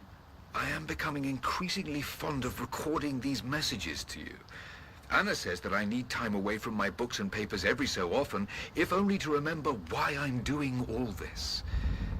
I know you hate me going away, but it will be worth it one day. It will all be worth it. For the first time in weeks, things are becoming clear. I know there's something hidden here. The Soviets came looking for it too, and now Trinity and Anna. Anna. God. I still don't quite believe it. All this time. Alone again. Jacob's gone ahead. There's something about him that I can't quite put my finger on. It's strange, but almost comforting. Like I could tell him anything, and it wouldn't faze him. I sense no judgment from him. Yet, at the same time... I think about Dad every day. For years, I was so angry with him. For losing himself in his work. For chasing what I thought were fairy tales. I had no idea. I keep telling myself that I was young, that I couldn't understand, but I still lost him. And now, for some reason, I feel more connected to him than I ever did when he was alive. He never got this far, but I know he's with me. The divine source is here, and I'm going to find...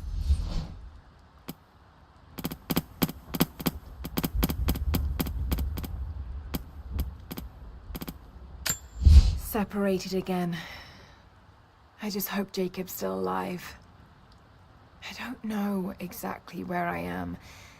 That's rapidly becoming the story of my life. I'm fighting to survive, yet strangely... Jacob and his people are resilient. I'll give them that. Trinity is on their way. They could do with my help. And this atlas from the mural, if it really is some kind of map of the ruins, I've got to find it before Anna. If I... Trinity being here, the people they're hurting, that's down to me. I led them here. God, it's happening again, isn't it? People are suffering because of my actions. No. No, you can't think like this, Lara, or you really will drive yourself crazy. Trinity would have found this place sooner or later. At least I have the chance to help stop... I wish you could see the view from my tent, Lara. The dig looks so beautiful in the early evening, when the last embers of the sunlight dying upon a good day's work. Then, one by one, the fires are lit, and the smell of roasting meat wafts across the camp. They tell me that it's guinea pig. I declined it. Roth ate too. Maybe next time I'll bring you out here too. How did your history test go? Those were my happiest memories, Dad. Being out on the digs with you. Especially when you gave me my own little plot to excavate. I liked that. Feeling that I wish... I want answers. But what choice do I have now? I can't let Trinity wipe these people out. There are lines here that I crossed a long time ago, and there's no going back. I've got to help them. It's clear that Jacob's people would die for him, and he for them. That kind of loyalty is rare, and to find it here at the ends of the earth. So much violence and death. Jacob's people have been through so much, yet they continue to fight. They are bound by an oath taken by their ancestors, a duty handed down from the past. But I see a people who simply want to live in peace. I believe it's time for them to let go of the past. If I can find the Atlas, it might lead to the divine source. I could take it away from here. They wouldn't have to suffer anymore. so much violence and I want up. I'm ahead of Anna now, but I don't know what I've gotten myself into here. Something else dwells in the darkness of this place. But I've got to continue. I've come too far. Anna thinks she knows me. And maybe she does on some level, but she doesn't know everything. And as long as she continues to underestimate me, someone else was attacking Trinity in the darkness beneath the cathedral. Could it be the Deathless Ones Sophia spoke of? And if so, what part do they have to play in all of this? I have so many questions. But for now, I'm just relieved. Jonah's alive. I should have known he'd come looking for me. They have Jonah now, and the Atlas. But if they think he knows something, there's still a good chance they're keeping him alive. I just hope Jonah can hold out long enough for me to find him. I know I've spoken little of your mother, Lara, but I want you to know that in the brief time she spent with you, she loved you utterly. We were a very happy little trio, and when we lost her, I was a wreck. I still am. I hope one day I will find answers that will stop this pain. For me it is too late, but for others, maybe not. I'm rambling now. Shouldn't have had that nightcap. Sweet dreams, dearest. Was it all about her? I know that you like to read the archaeological journals now, but I urge you that if you see anything written which is less than pleasant about me, to ignore it. There are those who simply do not understand the work I'm doing here. Perhaps they're even frightened by it, but their fear and stupidity is not my concern, and neither should it be yours. I will explain everything in good time, my darling girl. The people that were frightened, were they Trinity? You never told me. I guess it doesn't matter now anyway. They found their way to me. Now I'm going to have to deal with them.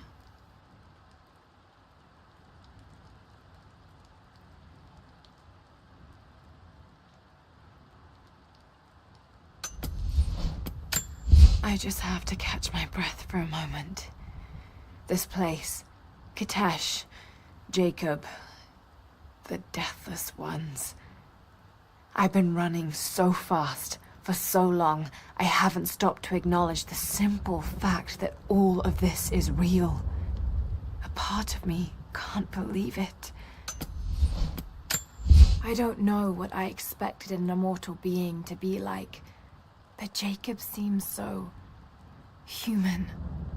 The things he must have seen over the years, all that experience and knowledge, it's difficult to fathom. And yet, he lied to his own people for generations, all for the sake of this secret. What wonders will be... I don't know what I expected in an immortal being. Before I even held you, I almost lost you, Lara. Yet you fought back, determined to live, breathe, ball your tiny fists and scream the hospital down. It was the best noise I ever heard. When I went home that snowy night, I cooked myself a steak. Then I drank half a bottle of whiskey, tried to make snowshoes out of tennis rackets, and fell asleep with the cat. I was so damn happy. I think I must have heard that story about a dozen times, and I could hear it a dozen more.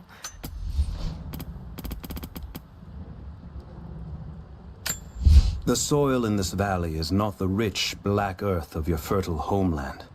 The bones of these mountains are not the gentle hills you roamed as children. We are in a new land, and we must learn the language of the stones. Beneath our feet, the sharp rocks hide glittering veins of ore, gold, and chromite, which, when mixed with other... Pain is illusory, just as the body it is tied to. Our souls feel no pain, When we split, rend, and tear our flesh, our souls still soar, unblemished and undamaged. When you learn to separate the lies of our bodies from God's truth of the soul, then the adversary has no hold upon you. Your body may die, torn limb from limb, and you will call out with... Once we had learned the lessons of our enemies, we grew to surpass them in skill. We learned how to loose arrow after arrow, until the battlefields were so covered with arrow shafts that they resembled a field of wheat. And still we learned. The best riders and archers of Asia Minor no longer opposed us, but instead clamored to join our armies. We carry the wisdom earned from generations of refinement. Our ancestors had not been hunters for many generations. We were so used to the great sprawling wealth of the Empire. We were forced to discover those skills again on the hard trek into the mountains. We learned from hardship and from the people we met along the way. The best of our hunters will tell you that with a proper focus, they can see the life coursing within an animal and can pierce their heart with a single arrow. Without this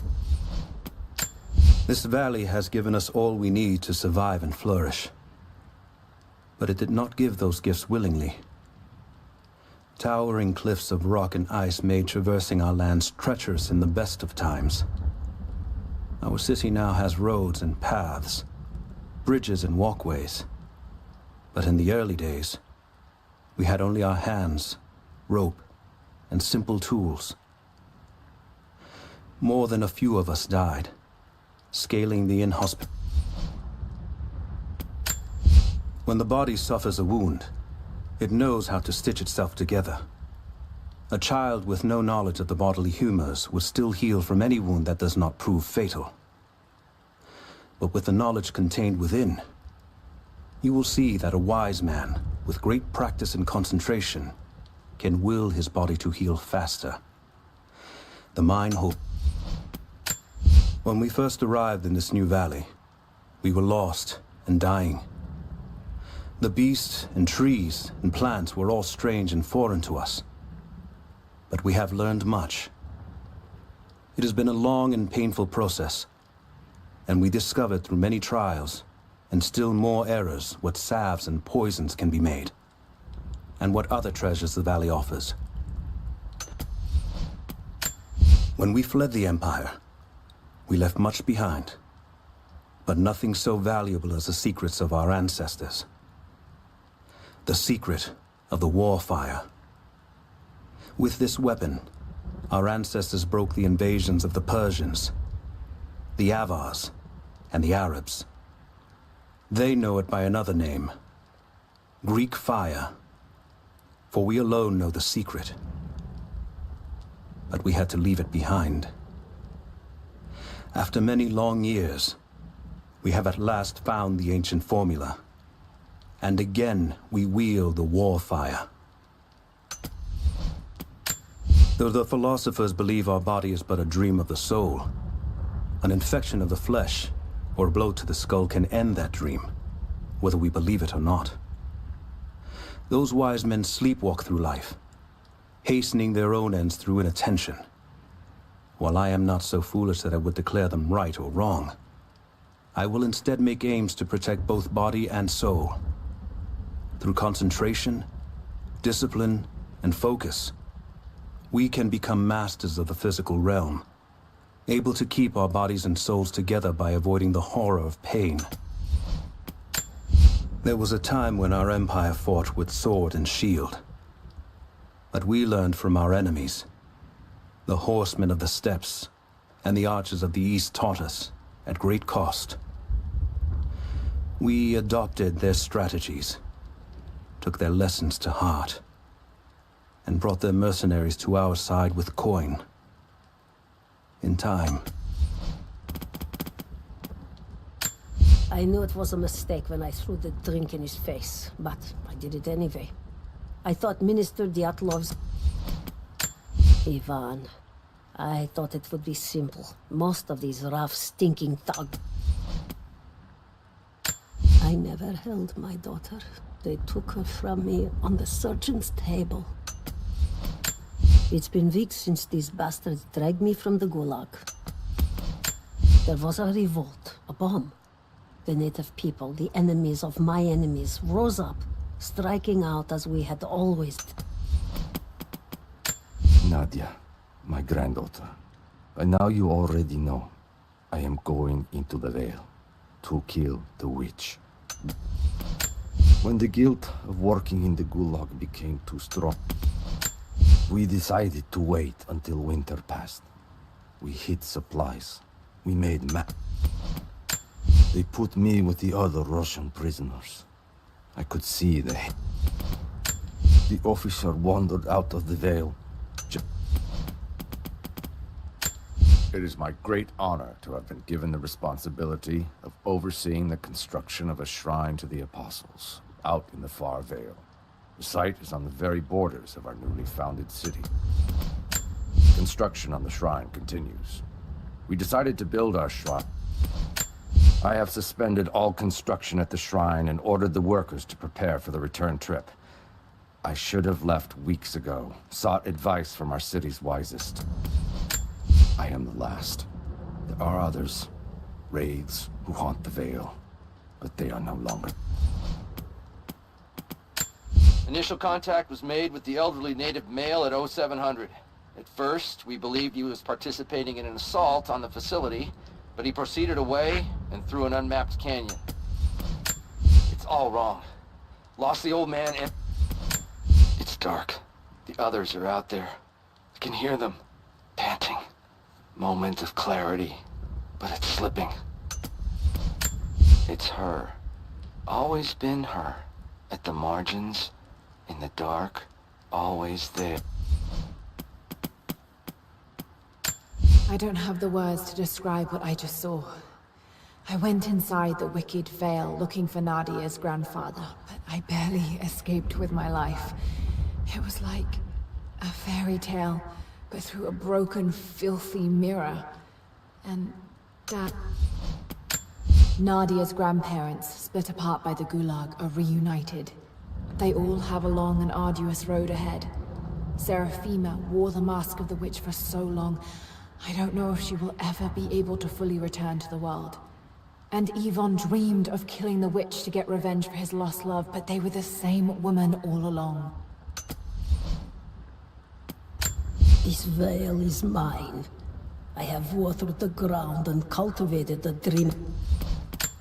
I speak to myself, if only to hear another voice. It fills the space and the hour. I thought I survived to spite my tormentors.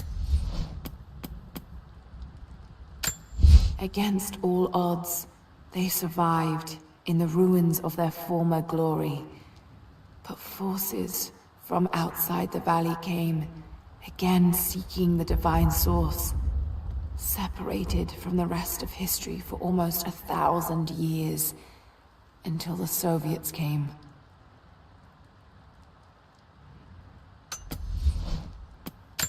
They were almost wiped out, and those that lived struggled to survive the coming years. Without the city, they were forced to adapt, surviving from the land. Many believed the Prophet was dead in the years that followed, but somehow the Mongol horde learned of Kitesh and the treasure of the source. They laid siege to the city, and although they were outnumbered, the Prophet blessed his army, the Athanatoi, so that they too would not fear death. They fought for many days, and the city was a marvel. If half of this can be believed, it was the rival of Constantinople or any of the cities of the East. Still, they feared their old enemies would find them, so they guarded their borders. The followers of the Prophet were builders, engineers, scholars, doctors, as well as soldiers and common folk. Wise and good people walked in his footsteps, and with their knowledge and will, a great city was... But through the hardship, they knew they had been chosen to be the protectors of the divine source. So God granted them a paradise in which they could begin again. They came to a lush valley by a lake high in the mountain. Across the steppes and into the frozen wastes, they traveled east in search of safety and freedom. They passed the edge of the Empire and crossed into the frontier, protecting the They fled south to the very edge of the Empire, but attackers pursued them, seeking to silence the Prophet. When the Emperor died, the Prophet's favor in court died with him. The new Emperor distrusted him, and fearing for their safety, the Prophet and his followers fled the Imperial City with the divine source. Many stayed behind. The Prophet returned from the wilds a changed man. When the Prophet returned from the wilds a changed man, bearing the divine source, and entered the holy city of Constantinople. People came far and wide to hear him. The Athanatoi, literally the Deathless Ones, they defended the city against all invaders with Greek fire, a secret weapon they bought from Byzantium. It burned through iron and... When the drought of 1,000 days choked the land, the Prophet was slain by the Order of Trinity as they fled Constantinople. But his followers escaped, and when the drought... A great plague descended upon the people, ravaging young and old alike. The Prophet went among the afflicted, laying his hands upon them. When the great armies of the north invaded the land, the people rose up to meet them in battle. But the Prophet bade them to lay down their arms. We celebrate the miracles of the Prophet of Constantinople, who was unjustly taken from us at the hands of the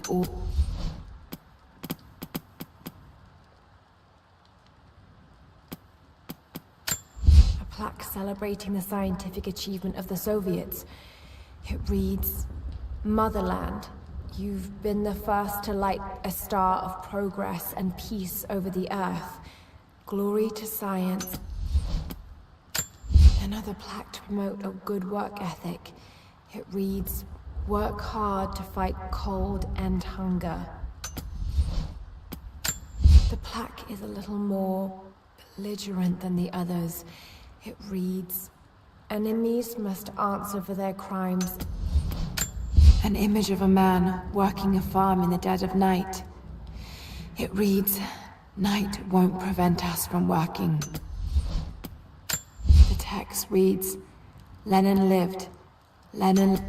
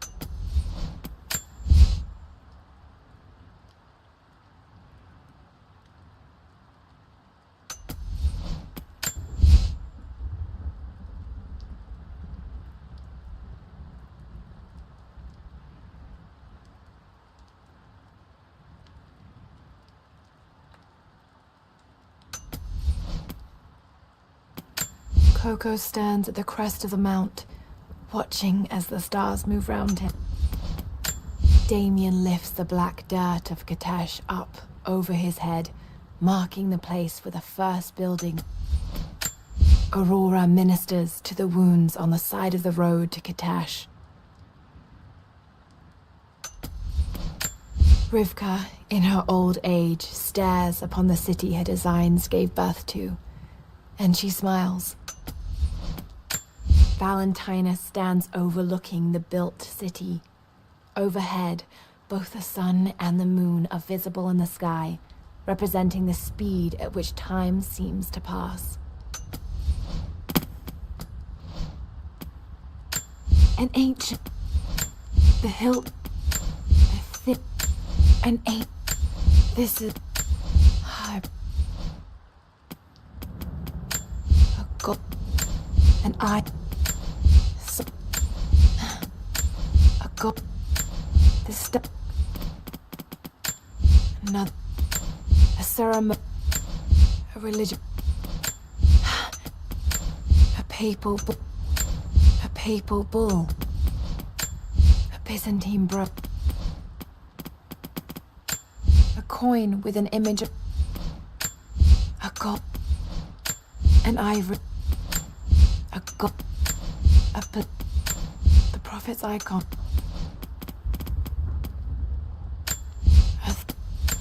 An arrowhead. There's a piece. A Mongol. These are... A paisa. A crown. A woman. A vase. A drinking. A cup. An eye. A screw. There's my... A bar. An ob. An iron. This flood. The hero. Order of... Soviet. A small... Another scope. A family... A family photo. A Gulag identification card for... A trip. A rifle A pen. Someone's wrote... Bad. It's a stamp to seal a Baba Yaga's...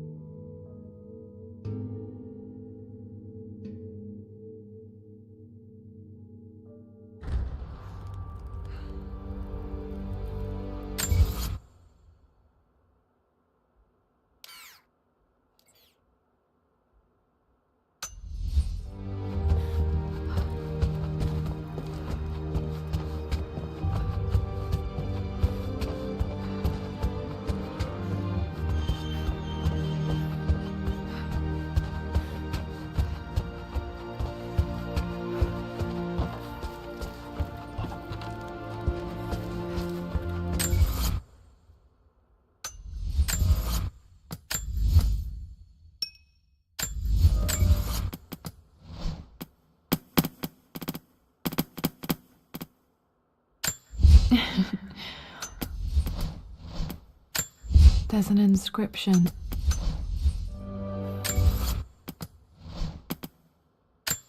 A hidden message.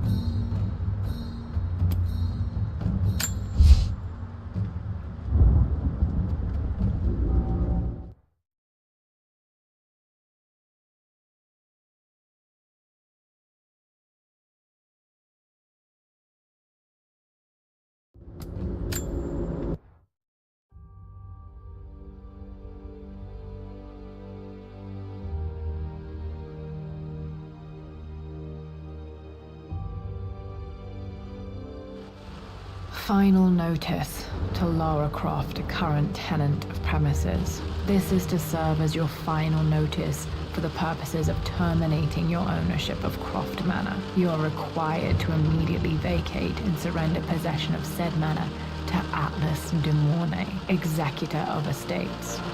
Lara, it is unfortunate that you have forced my hand in this matter, but so be it. As you know, your parents appointed me executor of the estate in the event of their absence. Since your mother disappeared, her death was never technically declared. And given the circumstances surrounding your father's death, it's no surprise that he never drafted a formal last will and testament to account for this circumstance. Unfortunately, you have no legal claims to the estate. I'm willing to negotiate a modest monthly stipend from your trust, but only if you leave the manor by week's end. Don't fight me on this, Lara. Your mother wouldn't want that. Sincerely, Atlas. There has to be a will or some kind of evidence of what happened to Mum in the manor, somewhere. Dad's safe.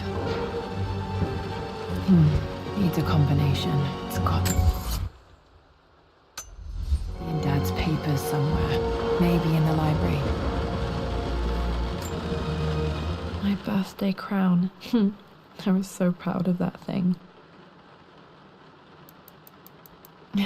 That's my handwriting. My penmanship was pretty good.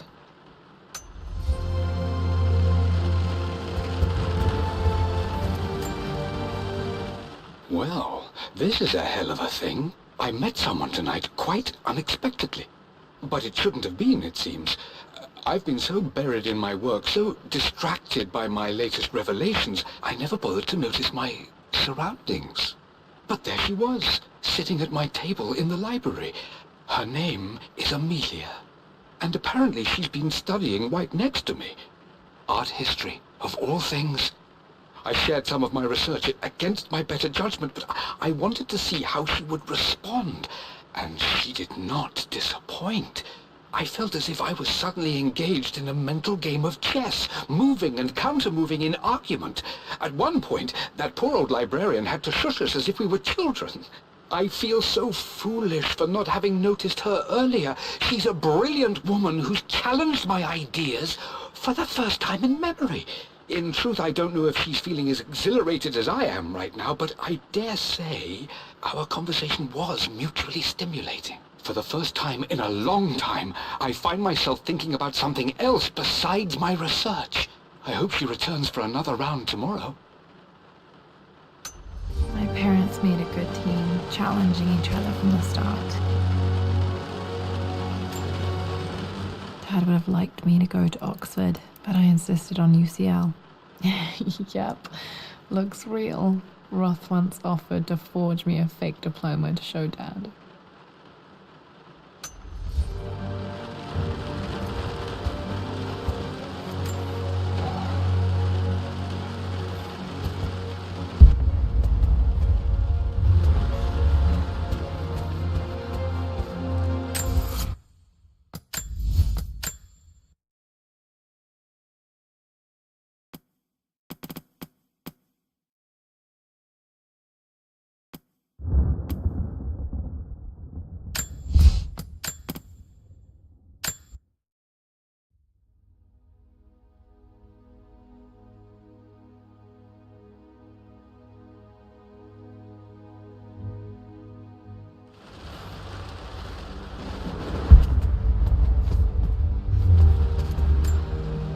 Dad's map of the forgotten cities of northern Syria.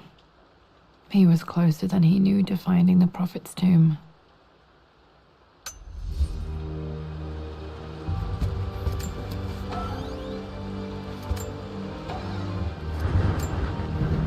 Dad's book about immortality myths might be useful in my research.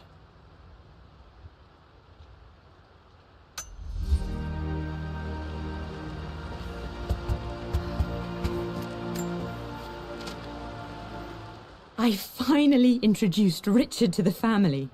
It went precisely how I imagined. I see but polite grace from mother, indifference and disinterest from father, and thinly veiled contempt from Atlas. Of course they don't approve. To them, Lord Croft is the man who took away their beloved daughter and ruined her long-standing engagement, though I was never going to marry that repugnant Earl of Farringdon anyway. One might think they would be happy that I was being courted by a genuine lord of the realm. It just happens to be Richard Croft. In their eyes, the man who single-handedly ruined a once great family. But there's nothing to be done now. Watching how Richard dealt with their subtle insults and disrespect. Such grace and calm. I know he did it for me. I think I'm falling in love with this man. It will break my mother's heart, but I cannot live the life she imagined for me. My time with Richard has only made this clearer. It must have been hard for Mum to go against her family's wishes. I'm glad she did.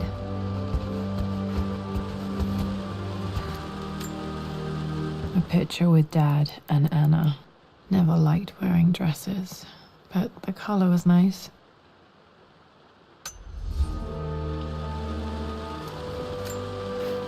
This is probably my grandfather, Benjamin.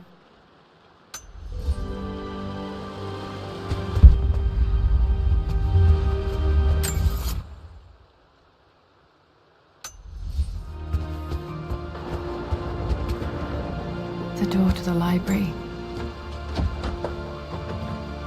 Locked. There's got to be another way through.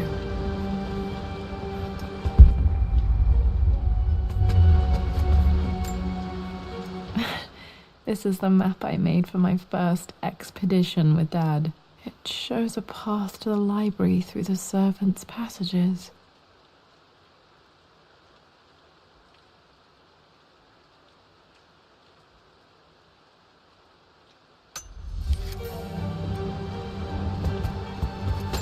Dad's artifacts from the Nile Valley. I always loved looking at these.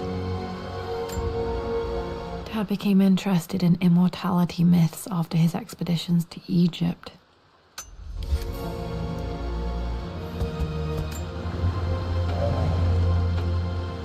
Too dark. Going to need a flashlight.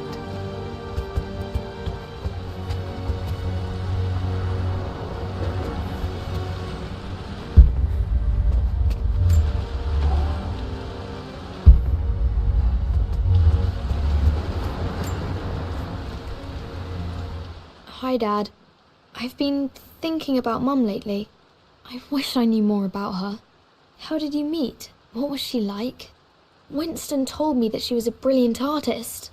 Are some of her paintings locked up in the West Wing? And I guess I just want to know, did she love me, Dad? Did she ever say that she did? Maybe I'm just being silly, but will you tell me more about her the next time I'm home from school?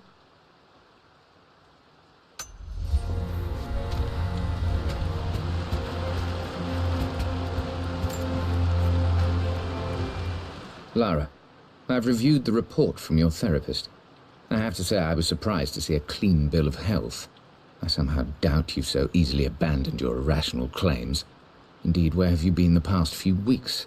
My secretary discovered that you booked a flight to Turkey on the 20th. You can't have been simply sightseeing, as your customs claims suggest. I know you're up to something, and I'll be damned if I let you use the Croft assets to indulge the same obsession that led to my sister's death. It's not too late to relinquish your claims on the manor voluntarily. If you refuse, I will find a way to cut you off. Sincerely, Atlas.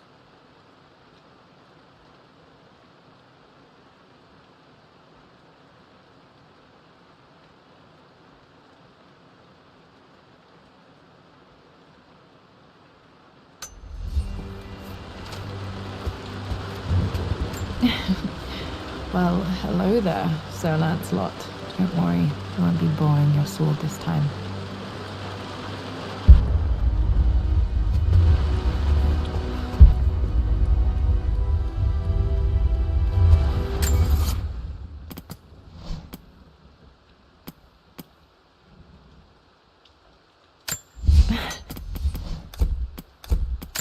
A pit.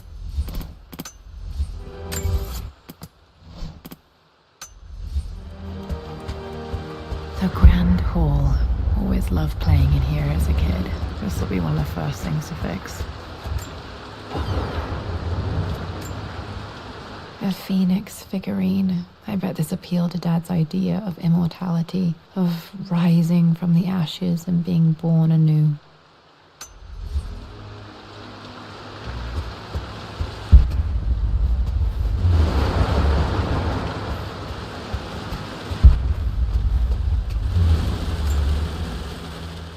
This belongs to Anna. Most of her belongings are in the guest house. What was she doing in here?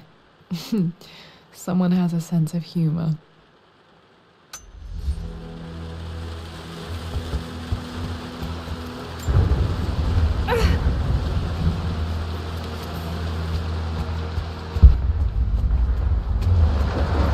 Lara, you know the West Wing is off limits. I'm sorry, I just wanted to see... We've been through this. Was Mum's room in here? Just stay out of there, darling. Dad was always so protective of the West Wing. Locked. Need a key to open this.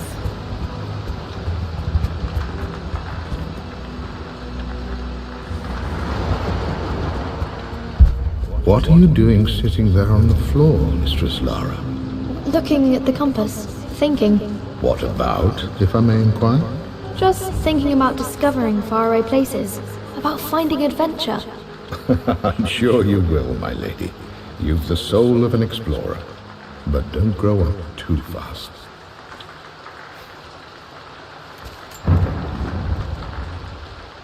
The offer came in the post last week, and I still haven't told Richard. He flew ahead to Tibet, where I will meet him shortly. I never told him I was submitting my work. Never thought there was a chance of being accepted. Oh, but a gallery tour is not something I can pass up. The show will take me away from England for over a year. I'll begin in New York and travel across the United States and, oh God, I'm giddy even writing these words. When Richard and I were married, I was prepared to relegate my painting to a hobby, but it was Richard who objected, who gave me my atelier and studio. Without that support, I might still be painting boring landscapes. Now I can't shake the foolish sensation that leaving would be a betrayal. He will laugh at that and insist I accept, even though I know it will break his heart to be apart. He never once asked me to sacrifice any part of my life for his. I have, of course, in 1,000 small ways over the years, but he would never ask. The discussion can wait, and I will join him in Tibet. I won't cast a shadow over his find. I will be by his side in his triumph, as I know he will stand by my side, in time.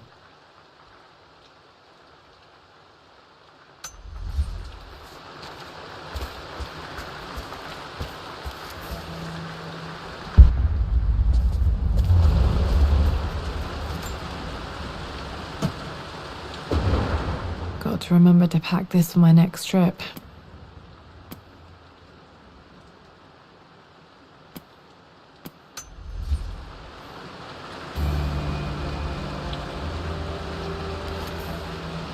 Should be able to explore the dark now. Hey, Jonah. Sorry for not getting back to you sooner. I've decided to do some research at the manor. A lot has happened, and I need some time to think about what I want to do next. This old place is filled with memories and secrets. Uncle Atlas has tried to keep me out of here for so long, I don't even know if I want to keep it. But after everything that's happened, maybe I can find out what it still means to me, if it's worth fighting him for. I'll let you know how things worked out when I'm back in London.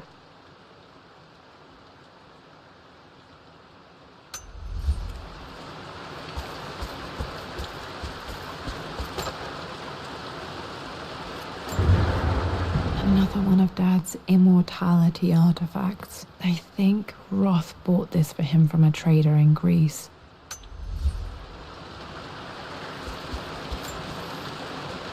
Lara, since your return from your expedition to Yamatai, I've grown increasingly alarmed at your erratic behavior.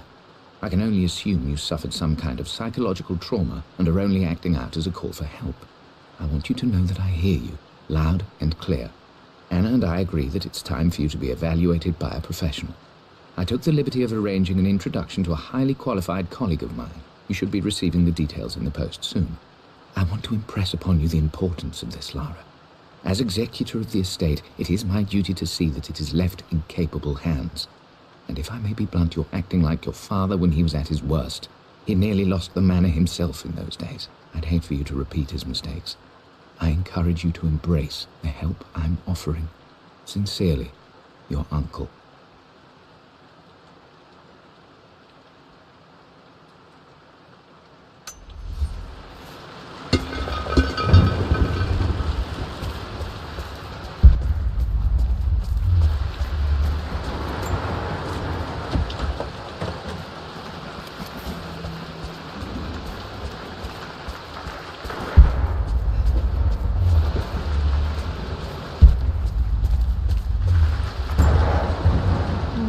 Not sure. I really need to brush up on my ancestors one of these days.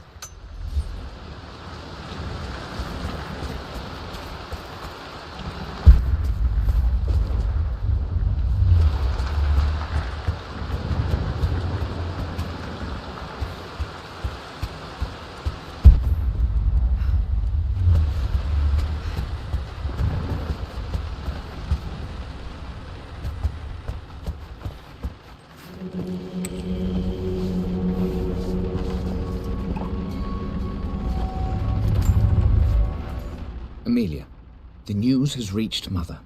She knows that you broke off your engagement with the Earl of Farringdon. She is beside herself with worry. But, for the moment, she's controlling the narrative. As far as anyone knows, you're just having innocent second thoughts. But the moment your affair with Lord Croft goes public, it will be too late. Our name will be as ruined as this man you've chosen to bed. Don't you see that you're being selfish, Amelia? Please, consider your family. You're a De Mornay. Everything you do has a greater effect on us all. I'm coming down to London soon. Don't do anything rash until we have a chance to talk.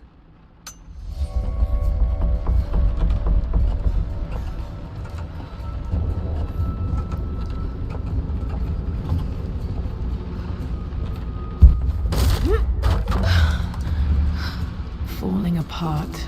Maybe I should just let my uncle have this place.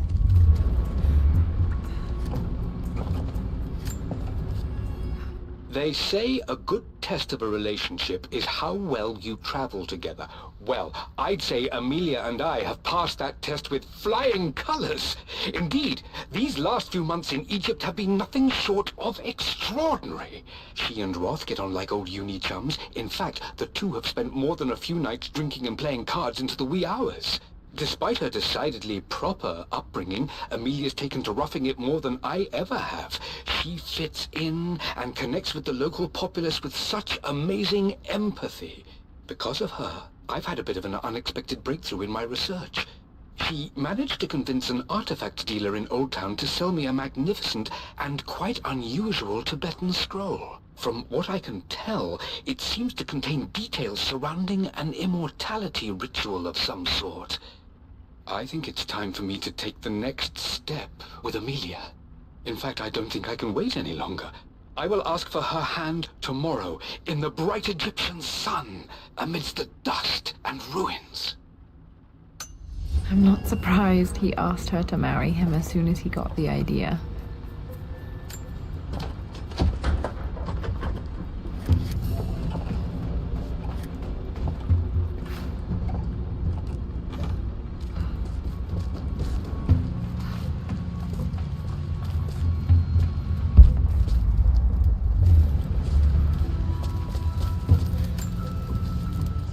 Amelia, I know we have had our differences in recent years. I've tried my best to keep an open mind about your relationship with Richard, but I just can't let you go on this ill-conceived expedition without saying my piece. You say Richard's theories have merit. You say that he may have actually stumbled upon some mythic, unknown truth, but I have seen nothing to support such claims. And while your word may have been enough in times past, I cannot let you squander away what remains of your name and reputation, and that of our family, truth be told, on some damned foolish crusade. I intend to go to Richard's investors and let them know exactly how he's spending their money, but I want to give you a chance to put a stop to this yourself. Please, don't go to Tibet. If not for me, at least for Lara.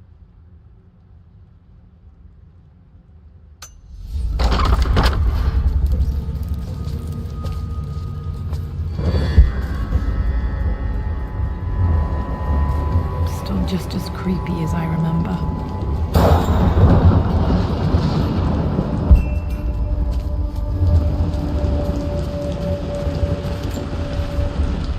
My lord, I hope this missive finds you on a successful expedition and in good health.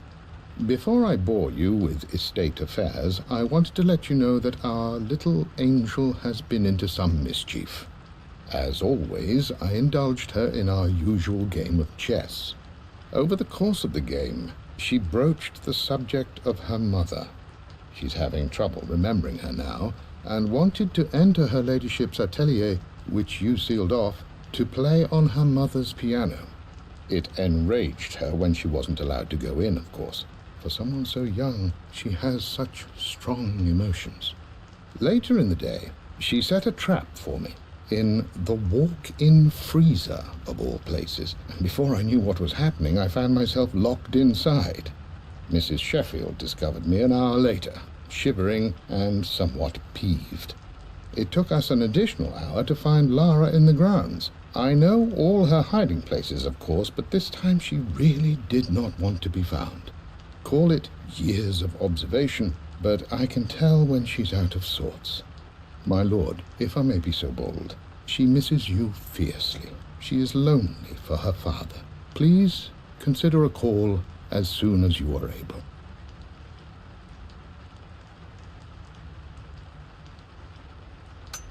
Poor Winston. I remember so angry. He was always so patient with me.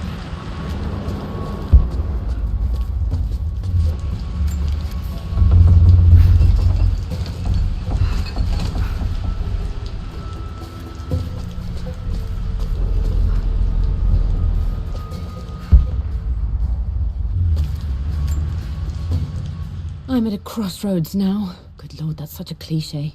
But there's truth in it. 2 roads before me.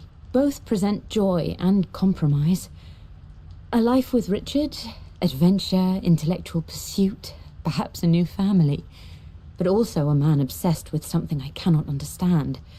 Or a life of obligation, upholding the de Mornay name, embracing our traditions, not losing the family that raised me. Oh, this really is a rubbish choice. I don't want to lose them, but I love the life I've started to build with Richard. He comes with his own difficulties, but I can accept them. Will it be enough?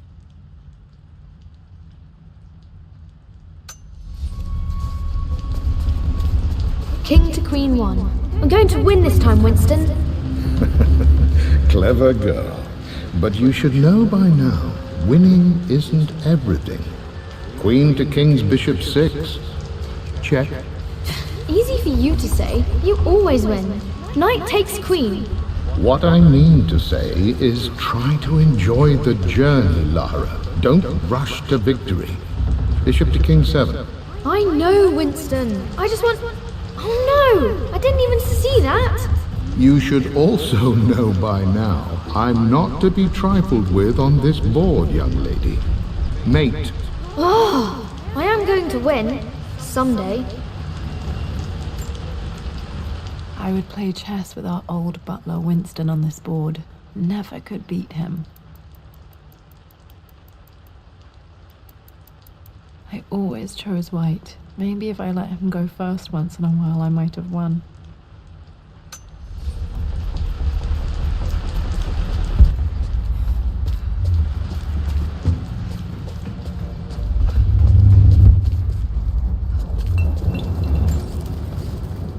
Everything is almost ready for Mistress Lara's birthday expedition surprise. It's been a bit of an all-hands-on-deck effort organizing the affair and keeping it secret. She's obsessed with Egypt, memorizing hieroglyphs and ancient Egyptian districts, so she'll be delighted with what Lord Croft has come up with. This will be good for her.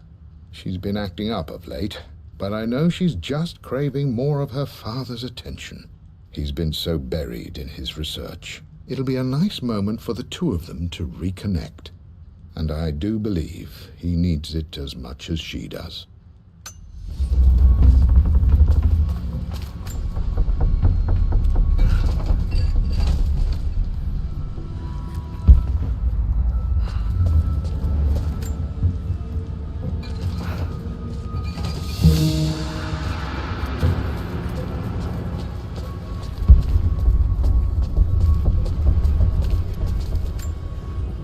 Dad loved a good bottle of wine.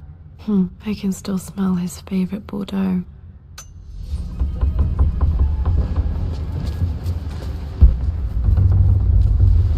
Dad, this is it! The basement of despair! Indeed, Lara. Muster your courage, for this is the only path to the Library of Infinite Knowledge. Look there! See the string?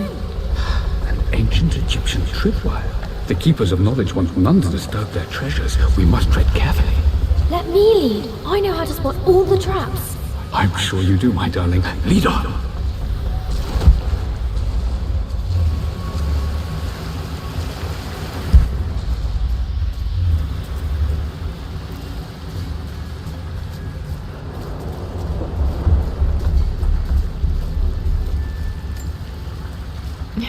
My stuffed bear.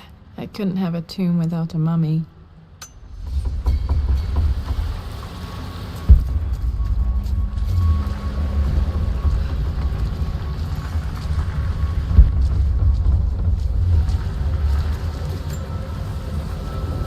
One of the wire traps Winston made for my birthday expedition.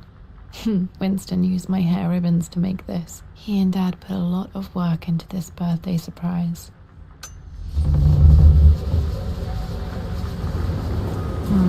water damage from the main hall above.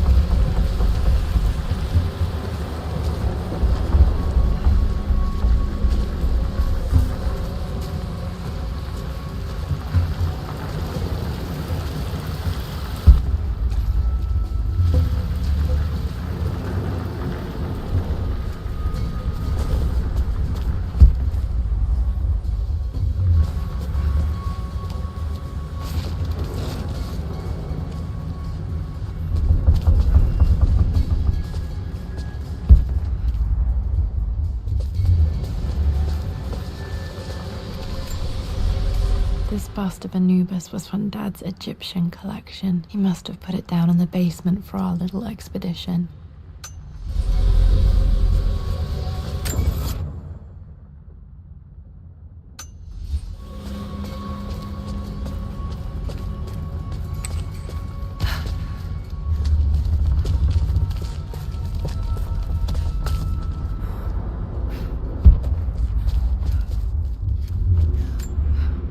Plans for adding electricity to the manor. Dad used to say his granny hated all the bright lights.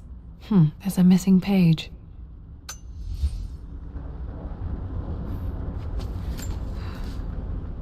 Amelia left tonight. She packed her suitcase and walked right out of here, and I didn't even notice.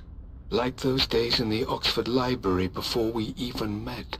I just had my nose in a book, lost in my own world. I am such a fool. I have let my obsession with this damned ritual of long life rule my better judgment for far too long, and it may already be too late. How could I have not seen this coming? I've made this mistake over and over, always putting my research before my personal life. But it's never hurt like this before. I simply cannot live without her. If I have to give up this accursed quest that has plagued me for so long, then so be it. I am going after her, right now, tonight.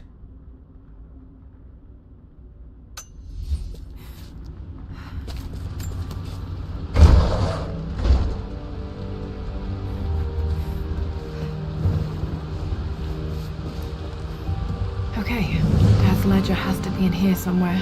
Hopefully it has the combination to the safe. I've created a clever little map for Lara's birthday expedition. I used the invisible ink Amelia picked up for me in Morocco so many years ago. At the time, I remember being so annoyed by that rather aggressive street vendor, but she just smiled in her sunny way and paid him without a second thought. I assumed it was just a tourist scam, but it actually works. Turns out it requires a very specific kind of vellum and a heat source to illuminate the ink after it's dried. It should prove a nice challenge for Lara to puzzle out.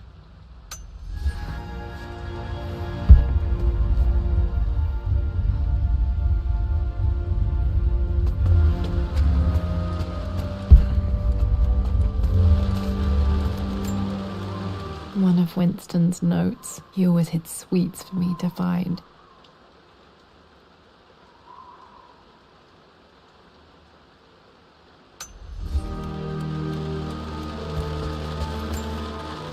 I remember this now.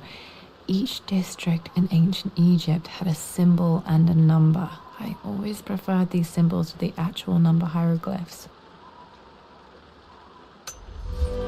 Now, let me see. These two myths are referencing the same source material. But where did I see this image? Dad, I think it's this one, in the chapter on Egyptian districts. Yes, I think you're right, Lara. I remember the page with the illustration of Ra. My goodness, you've been paying attention, haven't you? This could be an important breakthrough. Does this mean I'm your research assistant? That and more, my darling girl. This was always one of my favorite books in this library. I used to trace hieroglyphs. Back. Those were good times. The best times.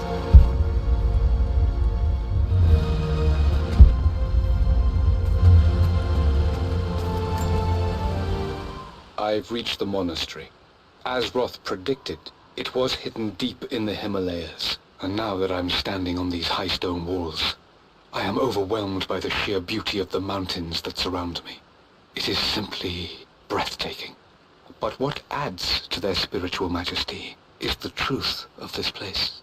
The monks welcomed me, as is their way, but they seemed to expect me. They must have known someone like me would eventually come seeking answers. I know this is the place. They've conducted the ritual before. I have seen the evidence, the distinctive symbols carved into the floors, the art displayed on the inner chamber's walls. They've created the elixir before, and they will again if I can convince them. I sent Emilia a message straight away. I want her by my side for this discovery.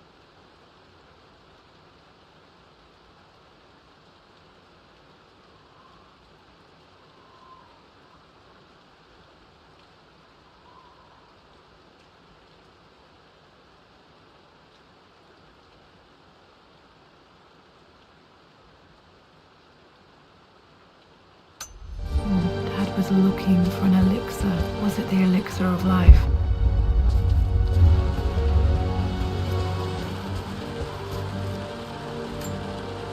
This is my handiwork. I used to love drawing pictures of tigers. Spent so many hours in here, reading, dreaming of my own adventures.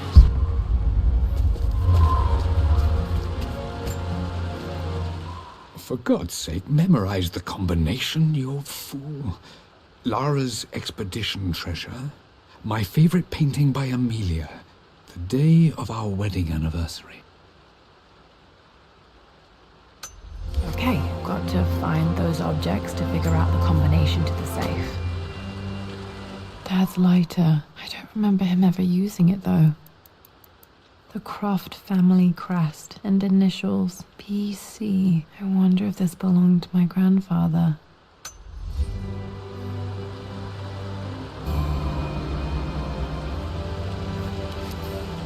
Okay, should be able to light the fireplace now.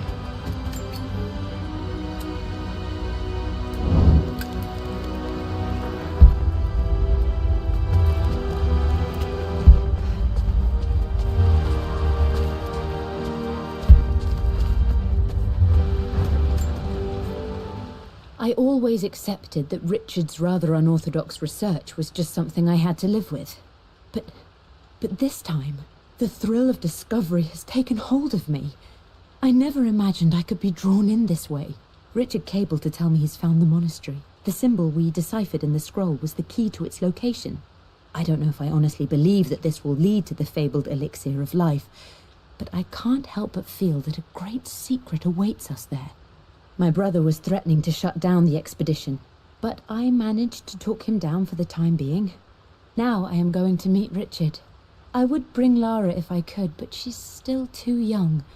She'll be in good hands with Winston, and when we return, her parents might just be a bit more famous.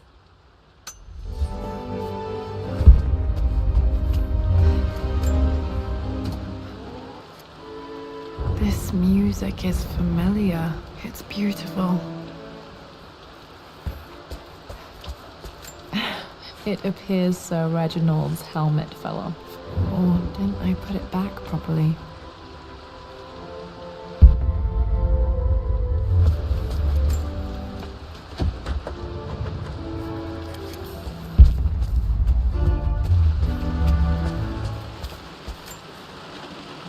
Took quite a tumble off of this old thing when I was a girl. Still feel it in the shoulder from time to time.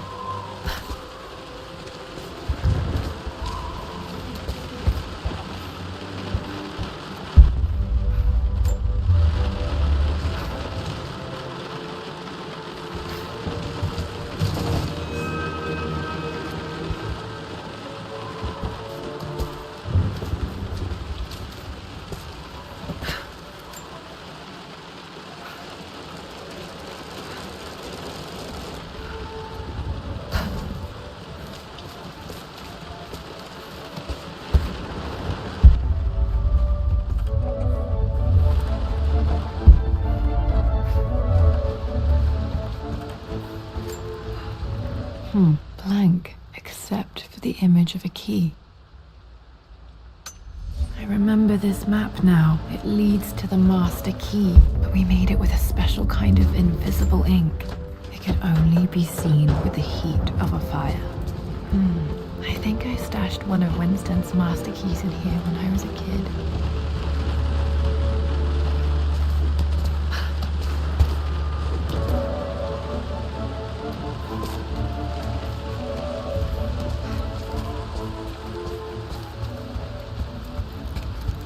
I can see the map. Looks like the key is hidden under a trunk near the bookcase. X marks the spot, as they say.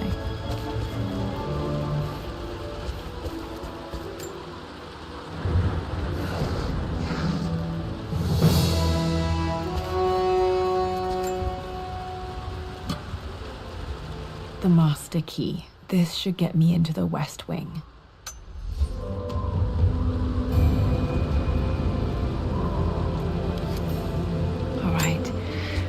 Open most rooms in the manor, including the Forbidden West Wing.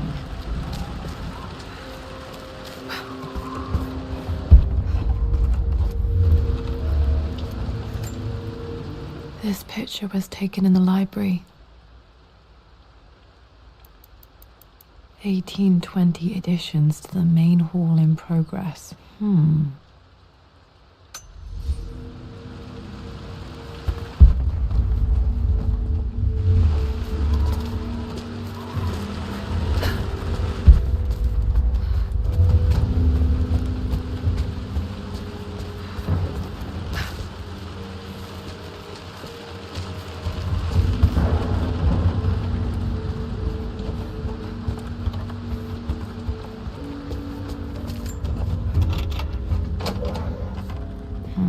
I think there might be more clues to find in the library.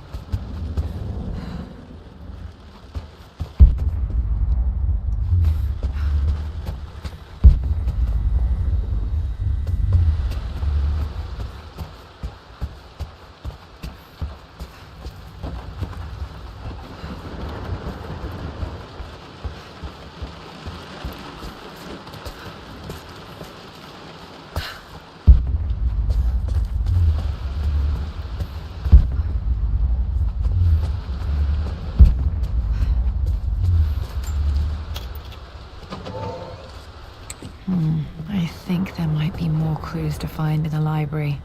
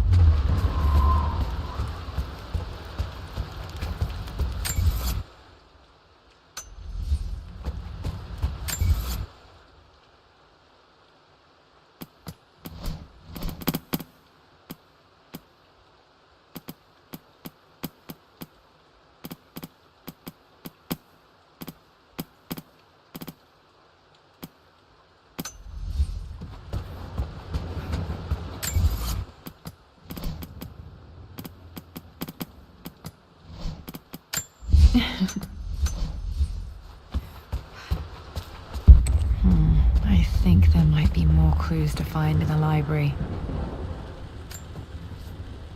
Mistress Lara, I took the liberty of preparing a tray, as dinner did not go according to plans. I've included, in addition to your meal, a few treats. I would appreciate it if you kept this between us, but I felt tonight called for something special. If you will forgive me the indulgence, your rapid exit from the dinner table had me concerned, and I wanted to impart something that I hope sets your mind at ease. I have known your father for quite some time. There is an intensity to his passion that can be frightening, but I recognize that same passion in you. You're more like him than you know. Never doubt that he loves you more than his research, more than his artifacts, more than anything in this world. Storms pass, and tomorrow will be clear and blue again. When you have finished, please leave the tray outside. Be well. Yours, Winston.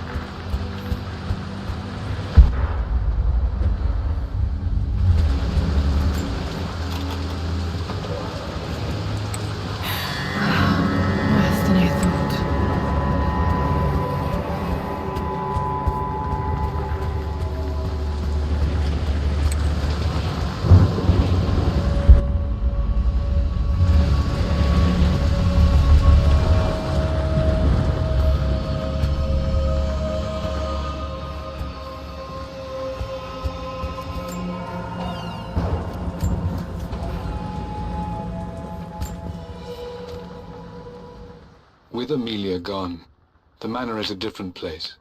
A dimness pervades, a quiet I can't stand. Even though Lara is too young to understand what has happened, she also senses the change. She's asked after her mother only once, and I'm afraid my reaction must have terrified her. I will need Winston more than ever these next few months to help look after her. I never quite realized how much grief can consume a man, but I am utterly consumed. I know I can't escape the pain, but I will try my damnedest to avoid it. I will seal the West Wing for as long as I live in this place. It will remain exactly as Amelia left it. Perhaps someday Lara can find her own answers there.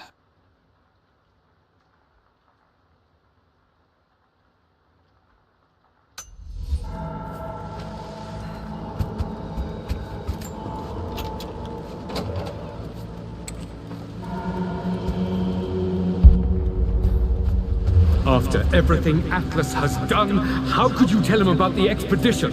It's just all been too much. I needed to talk to someone. He's still my brother. I don't trust him. You don't have to, Richard, but please, trust me. I'm sorry, my dear, but I know him. He'll take it to the papers. The investors will pull out. Then go. Without me. Tonight. I will take care of Atlas. And then meet you in Tibet next week. I was so young, but I still remember that terrible argument. It wasn't always an easy road for my parents.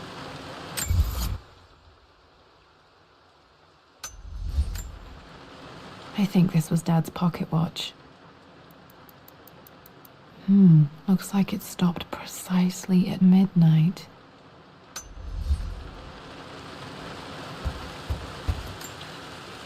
This is Dad. I suppose it's a family tradition, but I can't imagine having one of these made of me.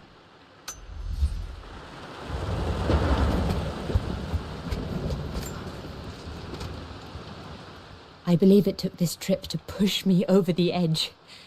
I've been able to see Richard in his element, seeing him at his best and his worst.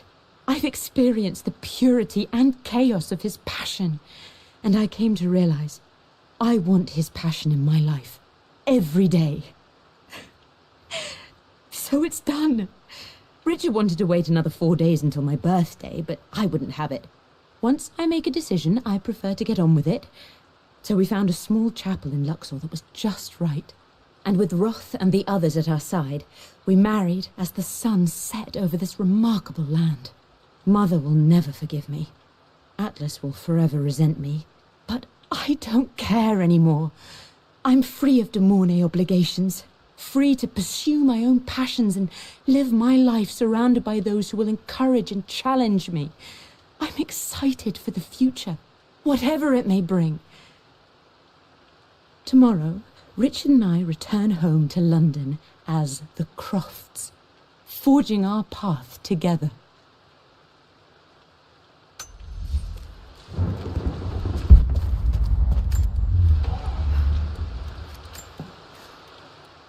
I am bursting with pride. Amelia is with child.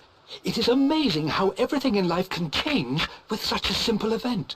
Obviously, we don't know the gender, but already we've discussed possible names. Perhaps Benjamin, after my grandfather, or maybe Griffin. He was more infamous a Croft than even me. No, Amelia wouldn't have it. Besides, she's certain it's a girl. She favors a classic such as Scarlet or Kate, though I've made some headway with Lara. A subtle nod to the sun god Ra, and our days in Egypt, where certainly this child was conceived. I find myself thinking about this new life we've created, of how much she might be like us. For all my research into myths of immortality, I may have ignored the most obvious answer to the questions that plague me. We live on through our progeny, our genes, DNA, experiences passed through the generations. Perhaps this is the simple truth of eternal life, and I've just been too stubborn to accept it. Dad may have discovered the secret to immortality without even knowing it. Mum's wedding ring. I always wondered what happened to it. The inscription is faded.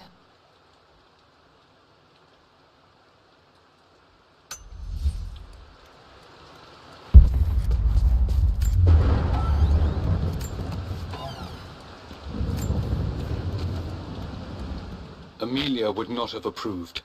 That alone should have been the end of it. But I am, as God made me, a stubborn fool.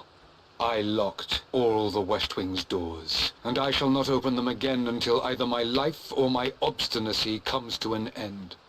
The night before, Roth told me I would someday change my mind. Like a broken arm cast in plaster, he said. The wound would heal, and we would someday shed the bandages to be whole again. The metaphor made me furious. The clumsy way he cast our loss off as nothing more than an inconvenience. There is wisdom in his rough words, but I've done what I must. Perhaps one day, Lara will throw back the doors to let the sun shine in again. Maybe she will find her own sense of peace in this place. At least that old thing still works. My mother's perfume. The smell. So familiar. I can almost remember her.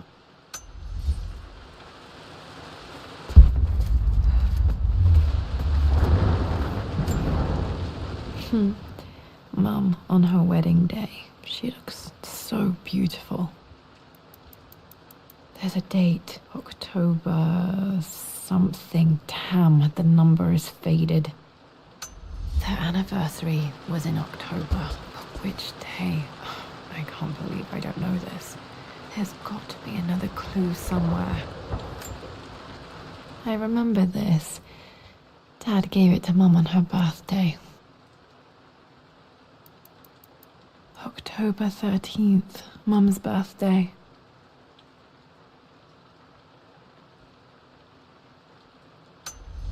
Pretty sure my parents were married in October. I think it was close to her birthday.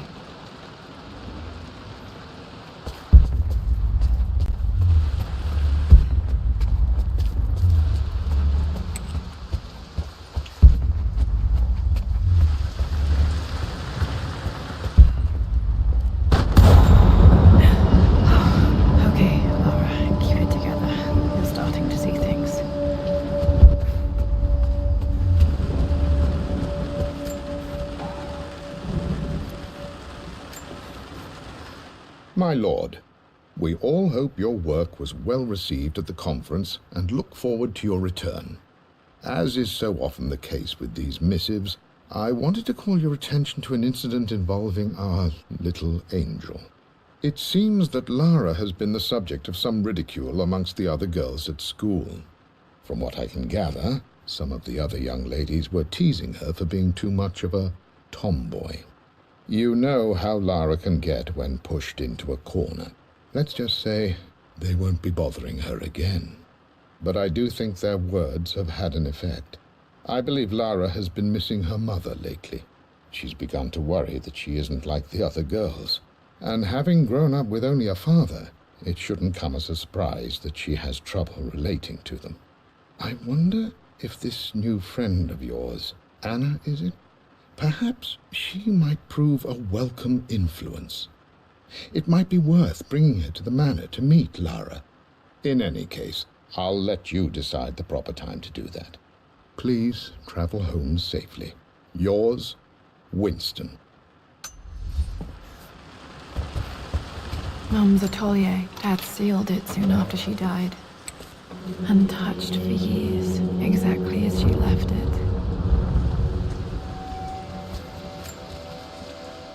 I stood up to my family's criticism, stood in defense of Richard and our love. But as my new life began in Croft Manor, doubt set in. How could love flourish in these cavernous halls and endless passageways? Had I made a terrible mistake? I have never been more delighted to be wrong. Richard welcomed me to the manor, my new home, with a game.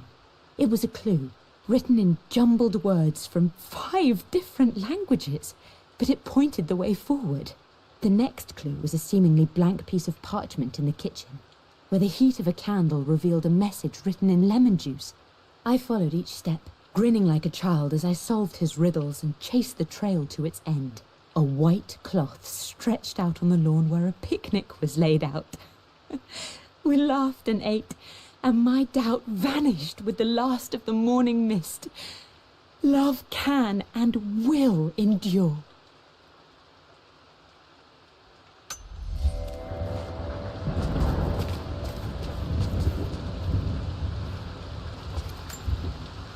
I don't have any memory of this. I wish I could remember doing this. Mum died too young.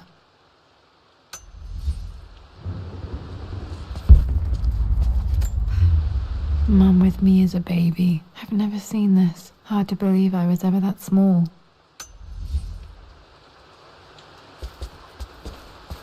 Mum's paintings. Which one was Dad's favorite?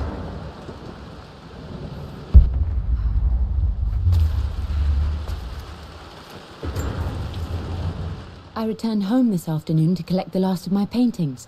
I suppose I should say I returned to my family's home. Atlas was there, in one of his foul moods, and even as he dripped venom for Richard with his cruel barbs, I could only laugh. To think that I once listened to my bitter brother in matters of my own happiness. My dismissal only served to infuriate him more. I left him there in Father's study, muttering to himself.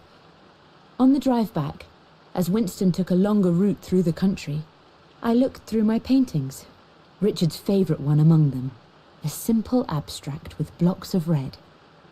I smiled, thinking about giving it to him. I was happy, and I was going home. Blocks of red. Dad's favorite painting. Maybe something about that painting will help me figure out the combination.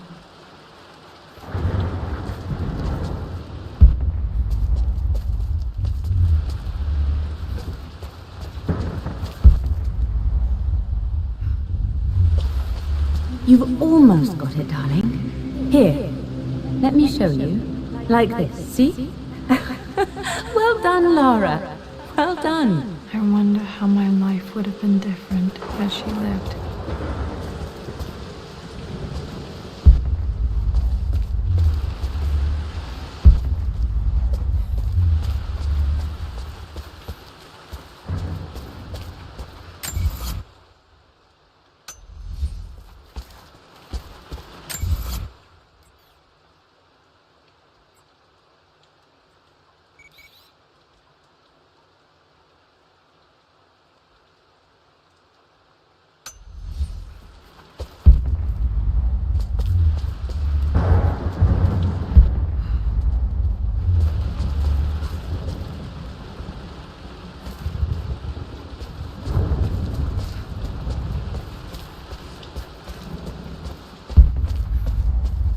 I'm glad I still have so much of Mum's work.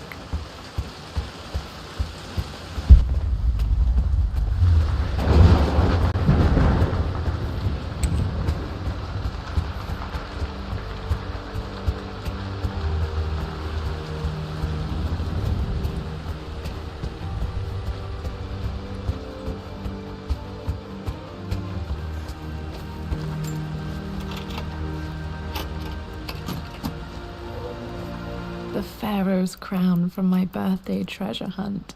How old was I again? 6? 8? I think this hieroglyph corresponds to a number, but which one? Okay, back to the study to open that safe.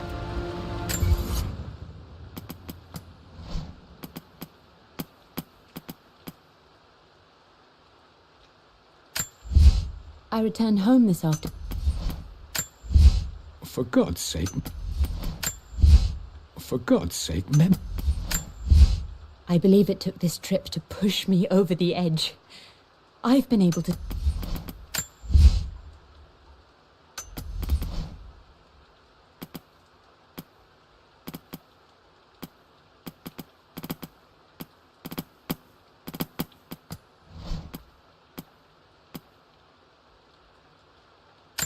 I remember this. I remember this now. Each district in ancient Egypt had a symbol.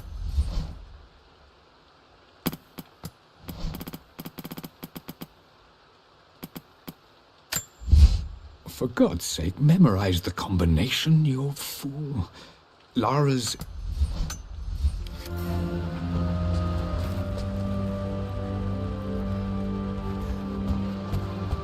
Dad, what do you keep in there? Nothing too important, Lara. Estate business and such. If it's not important, then why bother putting it in a safe? I should know better than to try and pull one over on you. There is something important in here. And it's for you, should you need it someday. Well, let's hope you came through for me, Dad.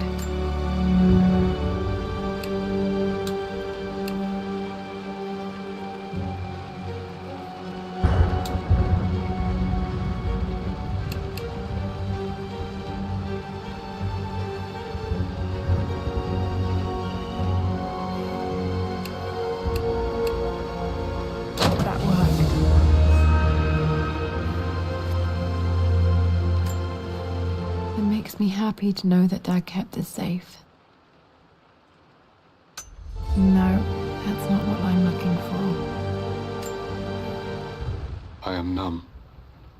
It is taking all my willpower to hold back the overwhelming grief. Amelia's plane crashed in the mountains. She died alone in the snow, waiting for me to find her. Oh God, not her, not now. I cannot accept it. Life without her is too painful to imagine. I know what must be done, and I am resolved. I'm going to bring her back. Perhaps this is why I am here. Perhaps this is fate, a test of my faith in the truth I've sought for so long. Roth will fight me on this, but I can't face Lara. I can't look into her eyes unless I try. I must try to bring Amelia back. The monks are preparing the elixir now, and then we will see if all my years of hunting this truth was for naught. Dad, what did you do? Dad's sequel to his first book on immortality. He never got a chance to publish it. Handwritten. This is the only copy. Damn, this isn't it either. I was certain there had to be a will in here. Wait, what's that? A blank page. Dad must have left this for me. It has to be important.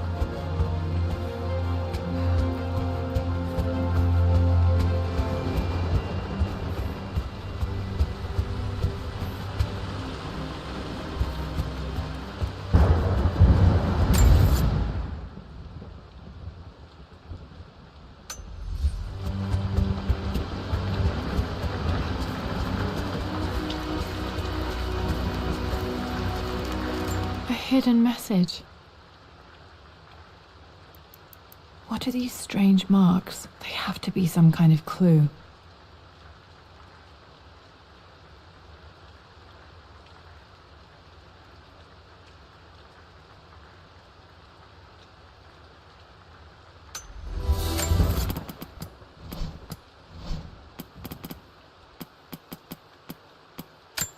I remember this now. Each district in ancient Egypt had a symbol and a number. I always preferred these symbols to the actual number hieroglyphs.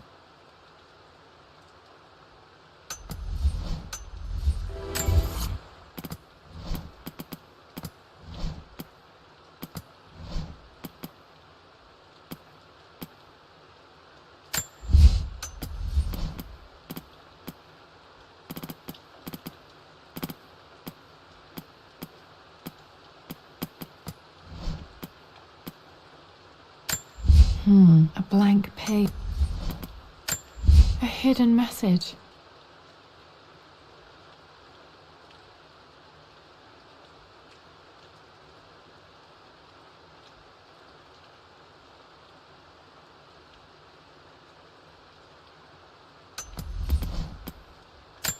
A hidden message.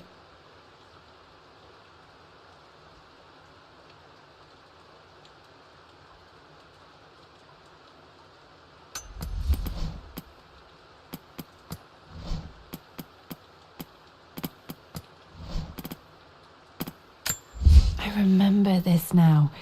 Each district in ancient Egypt had a symbol.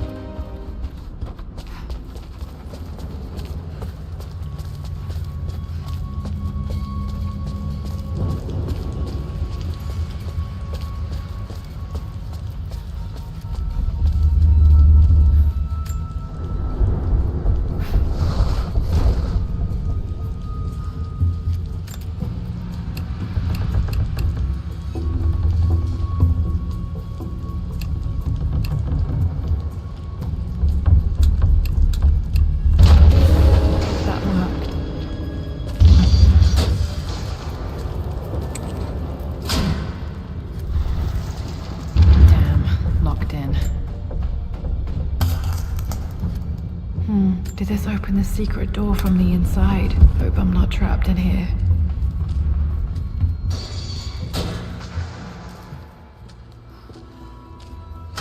Did Dad build all of this just to keep his research safe?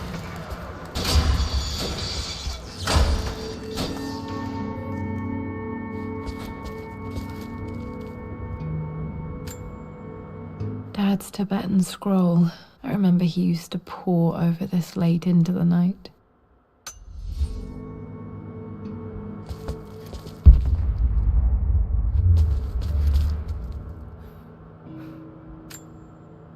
The missing page from the renovation plans. They didn't want anyone outside the family knowing about this crypt.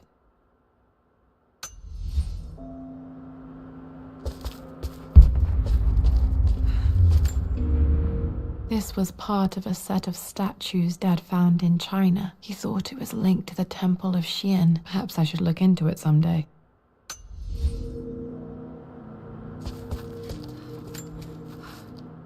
Richard, I tried to see you in person last week, but your manservant hustled me away like some common tout peddling silverware. He told me you are heartbroken and you're not yet ready to see visitors. He told me you blame yourself for your loss. Well, to that, I say, you had damn well better. I hope it hurts. I hope every moment of your life from this day forward is a ringing echo of loss. I hope you live just long enough to feel that pain grow when you hoped it would diminish, because you earned it. You stole Amelia from us. You ruined her reputation and poisoned her mind with a fantasy for children. In the end, you might as well have choked the life from her with your own hands. Do not contact me again, ever. But you must make arrangements for the future of your daughter. Have you considered perhaps it would be better if you followed Amelia sooner rather than later? As Lara's legal guardian, perhaps I could erase some of the damage you've already done to the poor girl. If not, I will do everything in my power to see to it that the Croft name is forgotten. Lara deserves better than you. So did Amelia. And so do we all. Atlas.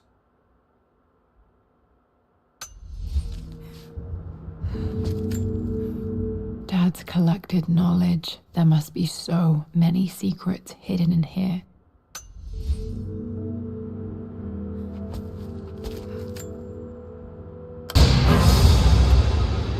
Amazing. Even in here, Dad went out of his way to hide his findings.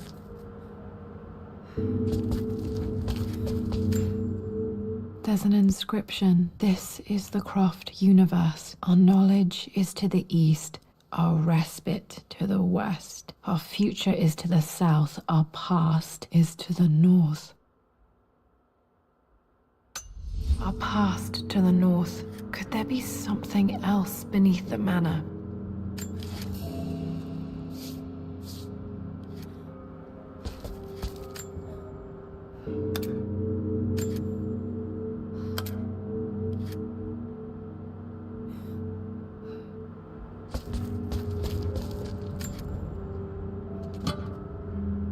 Might be able to use this to access other parts of the manor.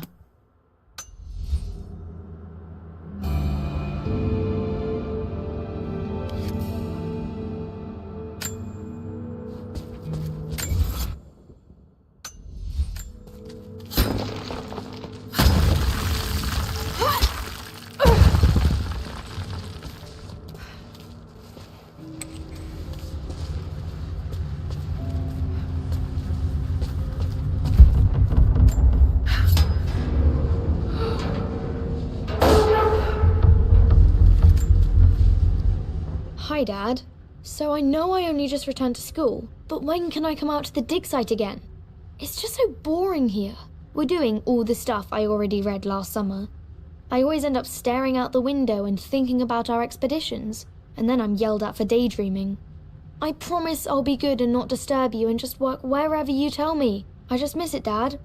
And I miss you.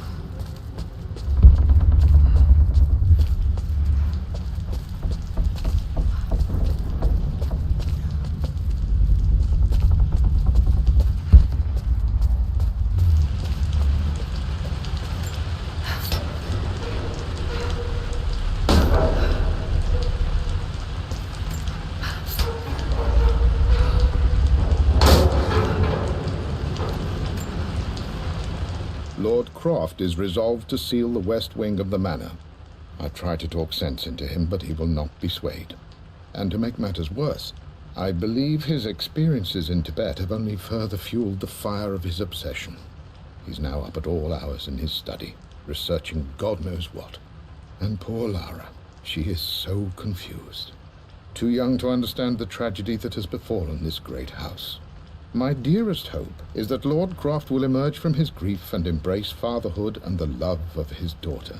But I fear he may give in to his obsessive nature, that which Lady Amelia tempered in him so well.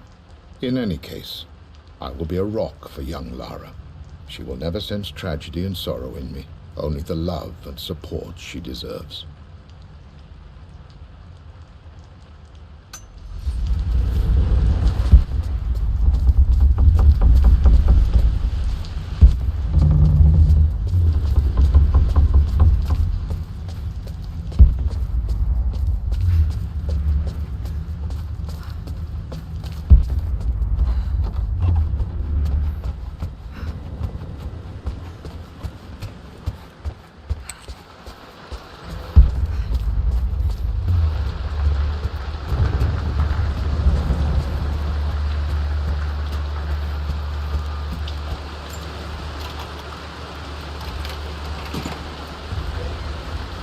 Croft family crest.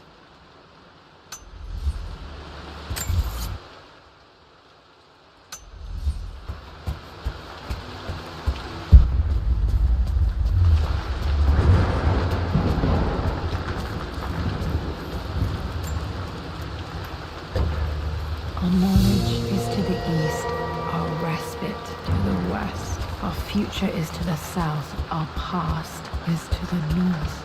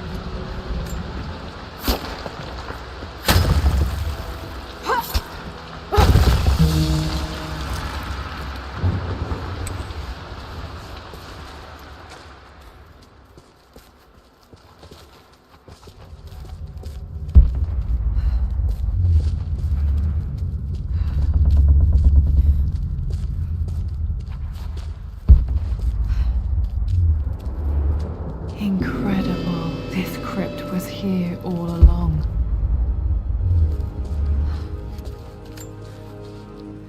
I expected a sort of crushing finality to grip me when we returned to the manor to lay Amelia to rest.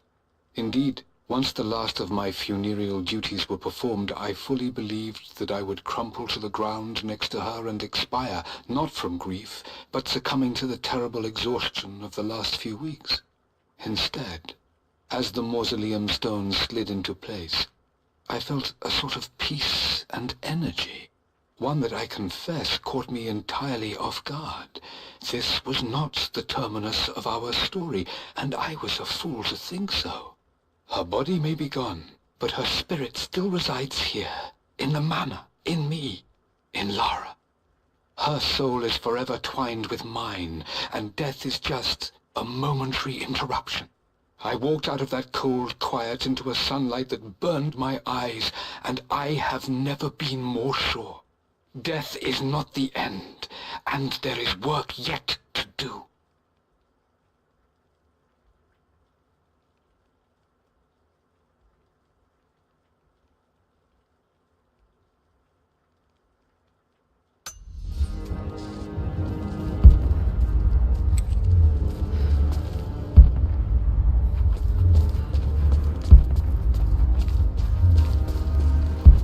My God, can it be?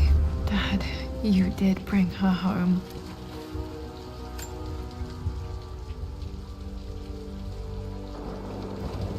My dearest Lara, it is difficult to write this, knowing these may only ever be words on a page to you. I wonder if you will remember my voice. Will you remember the way we used to play and laugh? Will you remember me comforting you when you were sad? Know that I'm still with you, Lara. My energy, my love. It's within you. It always will be. Use that energy to pursue your passions in life. Never let others determine your journey. You become who you are through your choices, through the love you give and the promises you keep. I hope you are happy, that you are loved and successful in whatever it is you choose to do. I am proud of you, my darling. Remember me, with all my love, your mother.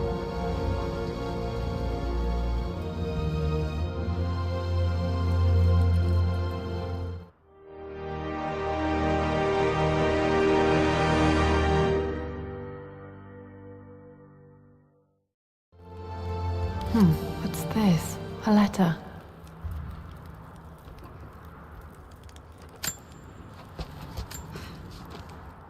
Lara, I have received the notarized affidavit confirming Amelia's grave and the discovery of the burial crypt within the manor premises. While I can't fathom why your father would hide your mother's fate from her own family, I cannot deny that any legal claims I may have had on the estate are now null and void. Croft Manor and the remainder of your father's assets are now yours in perpetuity to do with as you wish. If there comes a time when you require assistance in managing the estate, I hope you will consider contacting me to retain my services. Sincerely, your uncle. I've been so focused on defying my uncle, of fighting to keep his hands off this manor, that I never realized how much this place actually means to me. But since I've been here, I can feel the presence of my mother and father. I sense the entire history of my family and the deep roots we have in this place. I want to honor my parents. I want to honor all of my ancestors. The Croft family may be all but destroyed, but I will make our name and our home great again.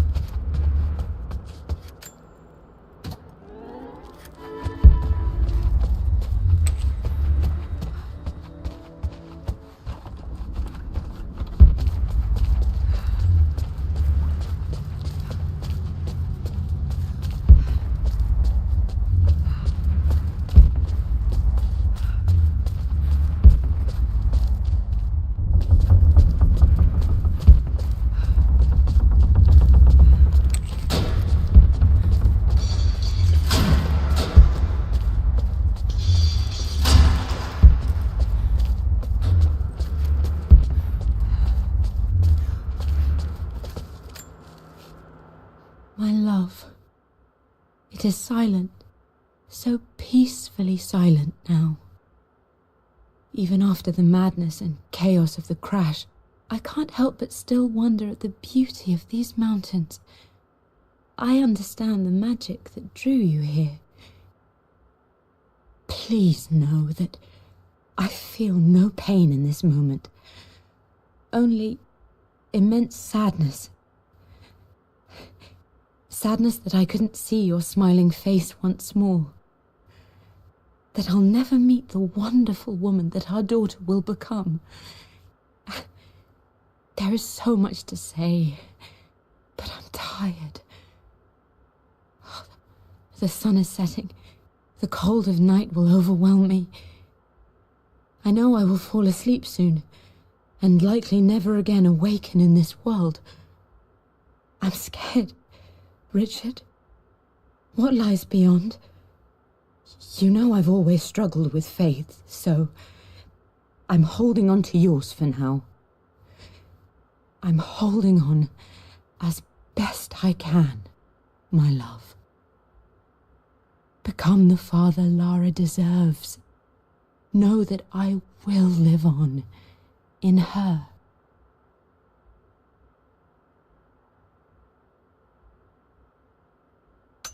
Mum faced death alone. She was so brave.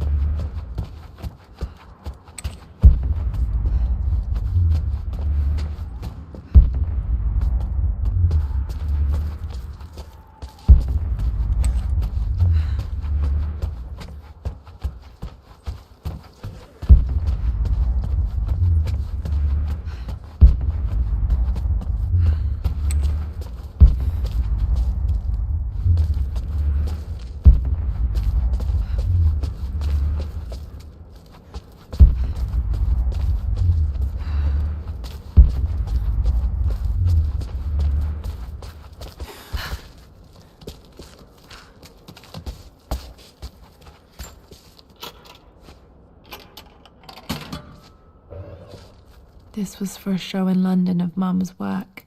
What I wouldn't give to see this today. It says here, Emilia Croft plans to show her work in New York. I wonder what happened with that.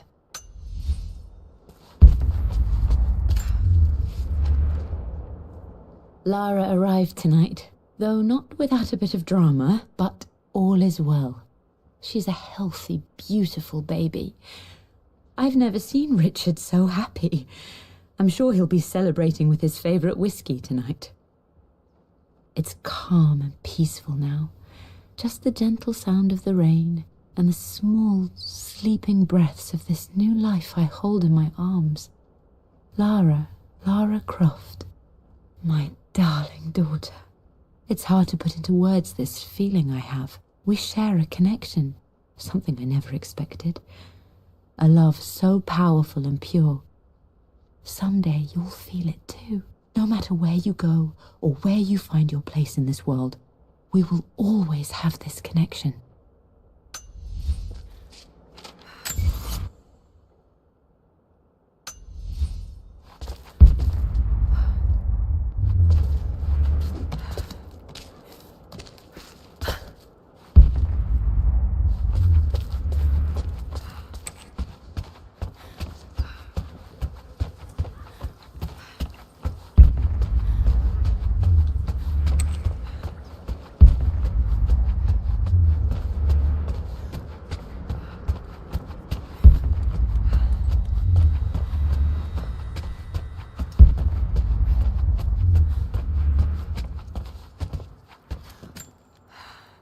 broken sword I brought back from Yamato.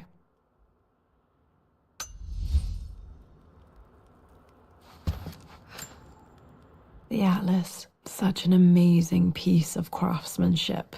Sophia insisted I take it home with me.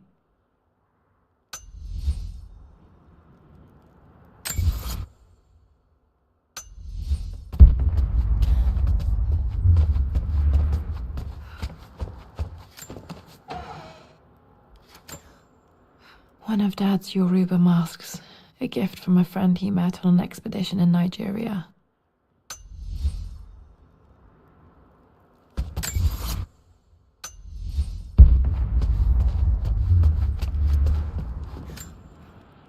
I can still remember the last time I fired these.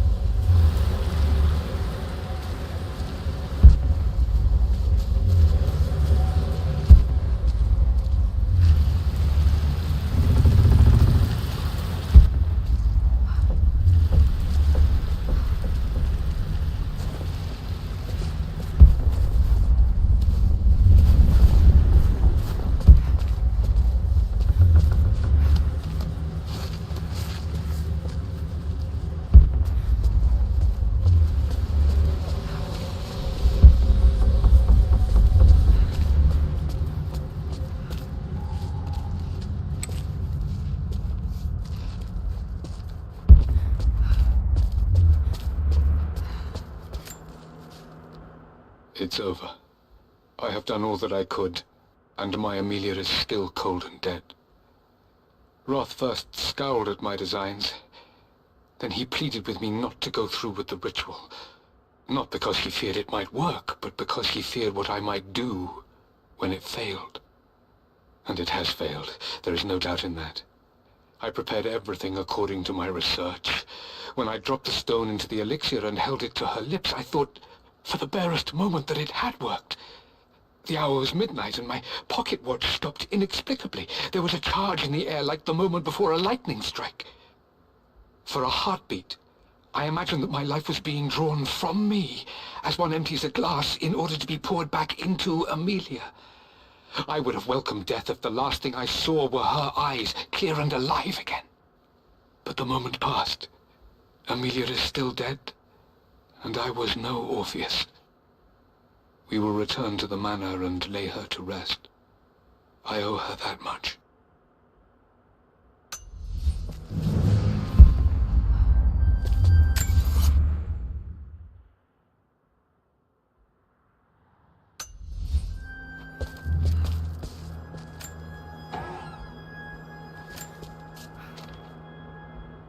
The renovations are proceeding in secret. The work crew Roth hired for the job have been paid handsomely to keep the details of the job out of the records, so I'm fairly confident no word will get out about what I'm doing. I've been careless with presenting my findings, attracting all the wrong sorts of attention. Roth thinks I'm being paranoid by building this secret vault, but I know I'm being watched. My work is too important, and potentially too dangerous. It can't fall into the wrong hands. I need a secure place to keep it all safe.